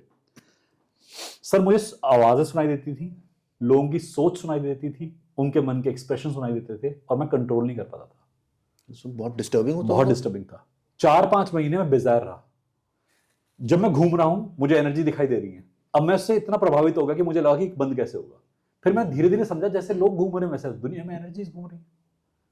हम सभी भी तो बैठे हैं इस रूम के अंदर, आसपास सड़क पे लोग होते हैं, एनर्जीज में है तो क्या हो गया? और आपको शायद जान के हैरानी होगी, मल्टी डायमेंशन सिस्टम है हमारे आसपास। मतलब इसी के अंदर और भी यहाँ डायमेंशन बहुत सारे डायमेंशन के पोर्टल्स होते हैं, चैनल्स होते हैं, एनर्जी आपको देखने आती है, देखकर वापस जाती है। ये यूनिवर्स नहीं है, ये मल्टीवर्स है। यहाँ बहुत सारी एंटिटीज होती हैं। मल्टीवर्स का कॉन्सेप्ट भी आई थिंक हमारे हिंदू उसमें है। आप अगर भगवत पुराण पढ़ेंगे, आप कृष्ण को सुनेंगे, तो गीता के उपदेश में श्री कृष्ण ने मल्टीवर्स का जिक्र किया है कि ये गीता कभी भी एक कृष्ण इतने बड़े मैग्नीट्यूड में नहीं बोल सकता। हजारों लाखों कृष्ण एक साथ गीता बांच रहे हैं इस वक्त, तब ये इंपैक्ट मैग्नीट्यूड में क्रिएट हो रहा है। तो ये हमारे पास आता है इसका कि मल्टीवर्स थ्योरी, ये अब की नहीं है कि अभी क्या नाम है उसका, मार्वल्स ने मल्टीवर्स कहा हो। उससे पहले मार्वल्स से लाखों साल पहले बोली गई चीजें। कौन से साइंटिस्ट थे, एस्ट्रोफिजिसिस्ट, जो स्टीफन हॉकिंग की थी, मल्टीवर्स कह चुके हैं सर। सारे साइंटिस्ट मल्टीवर्स के बारे में इंडिकेट कर चुके हैं। अच्छा सर, अभी हम वेदों के बारे में बात कर ही रहे हैं जी। तो आप जो रेकी करते हैं वो उसका नाम है वैदिक सुई रेकी जी। तो लोगों को ये भी एक वो है यार, ये कुछ अपना आजकल सब कुछ वैदिक राम के नाम पे सब चल रहा है, तो इन्होंने एक अपना नया निकाल दिया। क्या ये नया है? सर मेरा तो ये मीनिंग था जब मैं लाया था वैदिक सुई रेकी को, कि जिसका कंट्रीब्यूशन है ना उसका नाम भी आना चाहिए। मिकाओ उसुई इंडिया आए थे, बात सही है। मुझे तो इसी पर ही कुछ मेरे ना समझ गधे हैं जो ट्रोल कर देते हैं, मैं गधे ही कहूंगा उन्हें, जिन्हें वाकई पता नहीं उसुई की जर्नी कहां पर थी।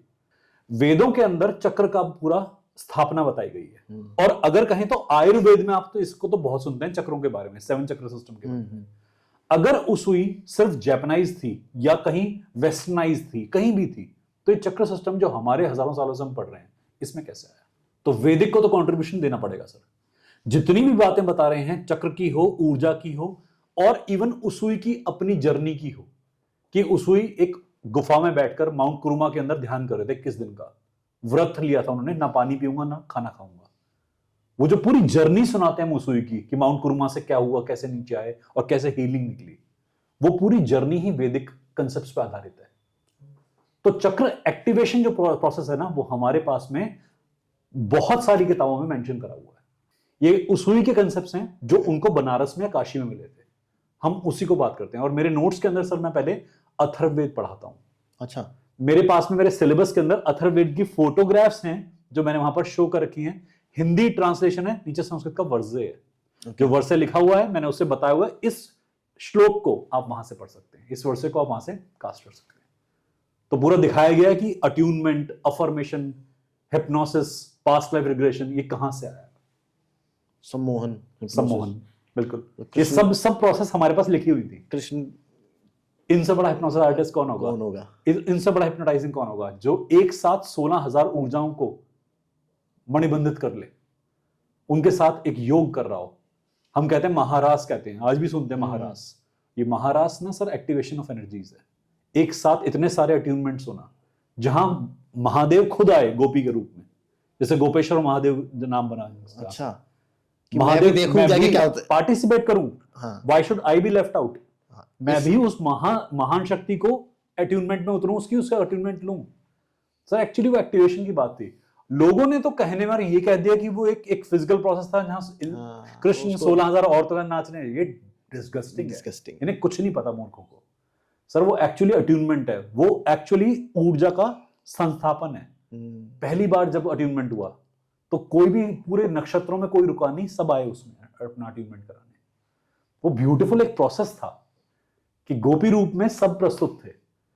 इंकित रूप में बताया गया कि आपका जब ईश्वर उतरा होता है और सबको ऊर्जा बांट रहा होता है, तो खुद महान एनर्जीज भी आती हैं वो अट्यूनमेंट रिसीव कर, थोड़ा समय भी लेगी, कुछ पार्ट तो मेरे को मिल जाए। ये लॉजिक है सर इसके। सर एक लास्ट क्वेश्चन मेरे बैठे बैठे दिमाग में आया। जी। एनर्जी तो हमेशा से है। अच्छा। उसका ना बिगिनिंग है ना एंड है। ठीक है। वो खत्म भी नहीं की जा सकती, नई एनर्जी क्रिएट भी नहीं करी जा सकती। ठीक है। तो वो पास्ट में भी थी, फ्यूचर में भी है, प्रेजेंट में भी है। बिल्कुल सही, बहुत बढ़िया। तो क्या एनर्जी से हम लोग पास्ट में क्या हुआ है और फ्यूचर में क्या हुआ है ये जान सकते हैं? मजा, बहुत मजेदार स्टेटमेंट, बहुत अच्छा क्वेश्चन पूछा। इसी बात पे सर आजकल PLR चल रहा है, पास्ट लाइफ रिग्रेशन। ऊर्जा में इतनी शक्ति है कि आप जब ध्यान करेंगे तो आपका पास्ट, प्रेजेंट और फ्यूचर एक ही हो जाता है। अच्छा। हमारे मल्टीपल सेल्फ्स ना पास्ट में भी एनर्जी दे रहे होते हैं, और हम हीलिंग जब करते हैं तो पास्ट की भी हम हीलिंग कर रहे होते हैं, हम फ्यूचर की भी हीलिंग कर रहे होते हैं। हीलिंग की एनर्जी से हम हर डायरेक्शन में ऊर्जा भेज सकते हैं। हम अपने पितरों की हीलिंग कर सकते हैं, घर में पितृ दोष हो हम उसकी हीलिंग कर सकते हैं। अच्छा, एक कोर्स है इस पे, पीएलआर कहते हैं, और आजकल तो चने मुरमुरे की तरह बट रहा है कोर्स कि मुझे पीएलआर करा दो। 90% लोग जब पीएलआर में जाते हैं तो खाली हाथ आते हैं। पीएलआर करना केवल तभी पॉसिबल है जब आपका मन आप थोड़ा सा शांत कर लें। अभी मैंने बल्कि एक पॉडकास्ट किया भी था इसी के ऊपर किया था जी। तो मुझे कम से कम 1000 मैसेज आए, मुझे जानना है मेरे पिछले जन्म में क्या था, मुझे जानना है मेरे पिछले जन्म में क्या था। मैं सब बच्चों से एक बात पूछता हूं, इस जन्म का क्या हिसाब किताब है? अगर दिमाग के अंदर पिछले जन्म का इतना इंपॉर्टेंस होता तो दिमाग उसे ब्लॉक क्यों करता? मेरा हमेशा प्रश्न रहता है कि अगर वो इतना रेलेवेंट है तो ये प्रेजेंट तो खराब ही समझो ना, फिर तो उसी में बात करते हैं। और सर आपके दर्शकों को बता देता हूं, मेरे कई पॉडकास्ट में बोल चुका हूं, मैं अपनी 11 पास्ट लाइफ में गया हूं। 11 और कल मेडिटेशन करते हुए मैंने अपना एक पास्ट और देखा था। मॉर्निंग टाइम पे मेडिटेशन कर रहा था, उसमें मैं अपने एनिमल सेल्फ में गया था। एक छोटे पपी के तौर पे मैं था और मैंने मृत्यु देखी अपनी। बहुत पेनफुल था, आंखों से आंसू बहने शुरू हुए क्योंकि वो लास्ट मोमेंट देखे। तो ये भी पीएलआर का एक बहुत बड़ा रिस्क है कि आप वहां जाके क्या देखोगे, वो बहुत वो जो आपको अफेक्ट करेगा आज की लाइफ में। मुझे न्यूट्रल होना आता है, मैं न्यूट्रल हो गया क्योंकि बहुत टाइम की प्रैक्टिस है मेरे साथ में। सर जब पहली बार करा था तो ना तो कोई संभालने वाला था ना कोई बताने वाला था, तो अपने आप ही 11 पास्ट लाइफ में गया। मुझे 3 से 4 महीने लगे उस चीज से बाहर आने में। मैंने सोचा था कि एक बार कभी ना कभी बताऊंगा इस बारे में, कहीं ना कहीं बोलूंगा कि पेन बहुत होता है। आप लोग ऐसे ही जा नहीं सकते, क्योंकि अगर आपका थेरेपिस्ट स्टेबल नहीं हुआ, ज्यादा काबिल नहीं हुआ, आप फंस सकते हैं। जाइए, अगर थोड़ा मेडिटेशन करने के बाद तब बेनिफिट होगा इसका, क्योंकि फिर जो उत्तर मिलेगा ना वो सही उत्तर होगा। जी, हम कई बार अपने मॉर्निंग मेडिटेशन में पितरों से कांटेक्ट करते हैं, पितर जवाब देते हैं, सपनों में आके बताते हैं कि ये काम करना है, ऐसे करना है। बड़ी बड़ी समस्याएं सॉल्व होती हैं, बट ये कोई सिंपल सॉल्यूशन ऐसे ही नहीं मिल जाता। मेरी और मेरी ऑर्गेनाइजेशन का यही चीज है कि आपको अगर मैं समझ में आऊं, मेरे तरीके सही लगे, तो पहले मुझे जज कीजिए ढंग से। YouTube पे जाइए, मेरे वीडियो डले हुए हैं, अगर समझ में आ रहा हूं तो बात कीजिए, नहीं तो क्यों। मेरा हमेशा एक लॉजिक है, गुरु को शिष्य चुनने का हक है, शिष्य को गुरु चुनने का हक है। यहां घमंड नहीं होना चाहिए कि मैं गुरु हूं, मैं महान हूं। महान दोनों है। यदि मेरा स्टूडेंट मेरे पैर छूता है तो मैं उनके भी छू लेता हूं पैर। सो क्योंकि एनर्जी तो सेम है ना। एग्जैक्टली, वहीं से तो सोर्स है। Exactly. If you are energy, if I am energy, we all are energy, how I can say I have dominance. तभी तो हमारे उसमें नमस्ते का मतलब यही होता है ना सर, कि मैं आपके अंदर जो ईश्वर है मैं उसे नमन कर रहा हूं और आप मेरे अंदर नमन कर रहे हैं। इसका मतलब ये है ना सर, हम सारे प्लैनेट्स को, सारी एनर्जीज को एक साथ जोड़ रहे हैं। और ये हम हाथ नहीं मिलाते सर, हाथ मिलाना अभद्र होता है। पैर छूते हैं या तो झुक के ऐसे करते हैं या इन दोनों को सामने लेकर। मैंने कई बार ये भी सुना है सर, जो बहुत ज्यादा सिद्ध योगी होते हैं ना, वो पैर छूने नहीं देते। नहीं, क्योंकि आभा शेयर होती है, उनकी एनर्जी शेयर हो जाती है, आभा शेयर होती है, कर्म शेयर होते हैं। ये कभी नहीं करना चाहिए। कहते हैं बेटियों को पैर नहीं छूने चाहिए, क्योंकि बेटियों का अपना कर्म बहुत सारा होता है, वो किसी और का कर्म क्यों शेयर कर रही है, तो इसलिए पैरों को हाथ नहीं लगाने देते। हमारा जो रिलीजन है ना सर, वो बहुत साइंटिफिक है और बहुत उसके पीछे गहरी बहुत लॉजिकल है। बिंदी क्यों लगाते हैं, मंगलसूत्र क्यों पहनते हैं, कान क्यों छिदवाते हैं, पैर में बिछुए क्यों पहनते हैं, ये सब मेडिसिन में प्रूव हो चुका है बातों के बारे में कि नर्व एंडिंग्स होती हैं, इस पर लॉजिकल रीडिंग्स हैं। पर लोग कह देते हैं तुम तो हिंदुस्तानी हो, तुम्हें तो बस बकवास करना आता है। ये बहुत लॉजिकल नहीं है सर। एक बात और कहना चाहूंगा आपके व्यूअर्स से कि अगर कहीं किसी का कोई क्वेश्चन हो, आप मेरा लिंक डालेगा, मेरा नंबर डालेगा, वो लोग डिस्कस करें पहले। हमारी ऑर्गेनाइजेशन में हम काफी सारा प्रयास कर रहे हैं। हमारे पास फ्री हीलिंग होती है कैंसर के लिए, कैंसर पेशेंट्स के लिए जो अफोर्ड नहीं कर सकते। मैं संडे को एक फ्री हीलिंग ला रहा हूं। ओके, वहां सिर्फ कैंसर के पेशेंट की हीलिंग होगी। अच्छा, जो भी कोई अफोर्ड नहीं कर सकता उस सेशन में आए, वहां पर उनको हीलिंग मिलेगी। अफोर्ड भी कर सकते हैं तो भी आए, हीलिंग मिलेगी। मेरे साथ कोई हीलर हो ना हो, मैं जरूर हीलिंग करूंगा। हमारे पास एक फुल मून मेडिटेशन होता है, अमावस्या मेडिटेशन होता है। अच्छा, कल ही अभी हमने जब फुल मून था उसमें मेडिटेशन किया था और अपनी मदर की हीलिंग की थी। अच्छा, अमावस्या मेडिटेशन में हम पितरों की हीलिंग करते हैं, पितरों से एनर्जी गाइडेंस लेते हैं। ओके, तो हमारे पास ये फ्री ऑफ कॉस्ट है फुल मून मेडिटेशन। अमावस्या मेडिटेशन में थोड़ा एनर्जी एक्सचेंज लेते हैं, क्योंकि अमावस्या पे दान करना होता है, तो हम उसका कुछ ना कुछ एनर्जी एक्सचेंज लेकर कराते हैं। बट फुल मून मेडिटेशन सबके लिए अवेलेबल है। और हमारे पास में मॉर्निंग में भी हम मेडिटेशन कराते हैं, नाइट में भी होता है। Monday, Wednesday, Friday, Tuesday, Thursday, Saturday. Tuesday, Thursday, Saturday रात को मेडिटेशन करते हैं और मंडे, वेडनेसडे, फ्राइडे सुबह मेडिटेशन करते हैं। Sir this very good note, हम लोग इसको एंड करेंगे Thank आज। you so much. और thank you so much for coming. आपने जो नॉलेज दी मेरे को खुद को रोंगटे खड़े हो गए, बल्कि मैं आपसे अभी थोड़ी देर बैठ के और भी बात करूँगी, लेकिन इसके लिए हमको यहाँ पे आज एंड करना पड़ेगा। और मैं सर की सारी डिटेल्स, उनके इंस्टीट्यूट की सारी डिटेल्स अपने डिस्क्रिप्शन में डाल दूंगा। प्लीज़ आप इनसे कांटेक्ट करें। आप अपने रिलेटिव्स को जो टर्मिनली इल हैं, जिनको कैंसर है या कुछ और भी प्रॉब्लम्स हैं, आप सर से डिस्कस कर सकते हैं। And thank you so much for watching. देखते रहिए, सब्सक्राइब करना मत भूलना भाई, बहुत मेहनत लगती है एक एक एपिसोड बनाने में, बहुत एनर्जी भी लगती है। आप सर से एनर्जी की बात हुई तो एनर्जी बहुत लगती है हमारी, तो प्लीज़ देखते रहें।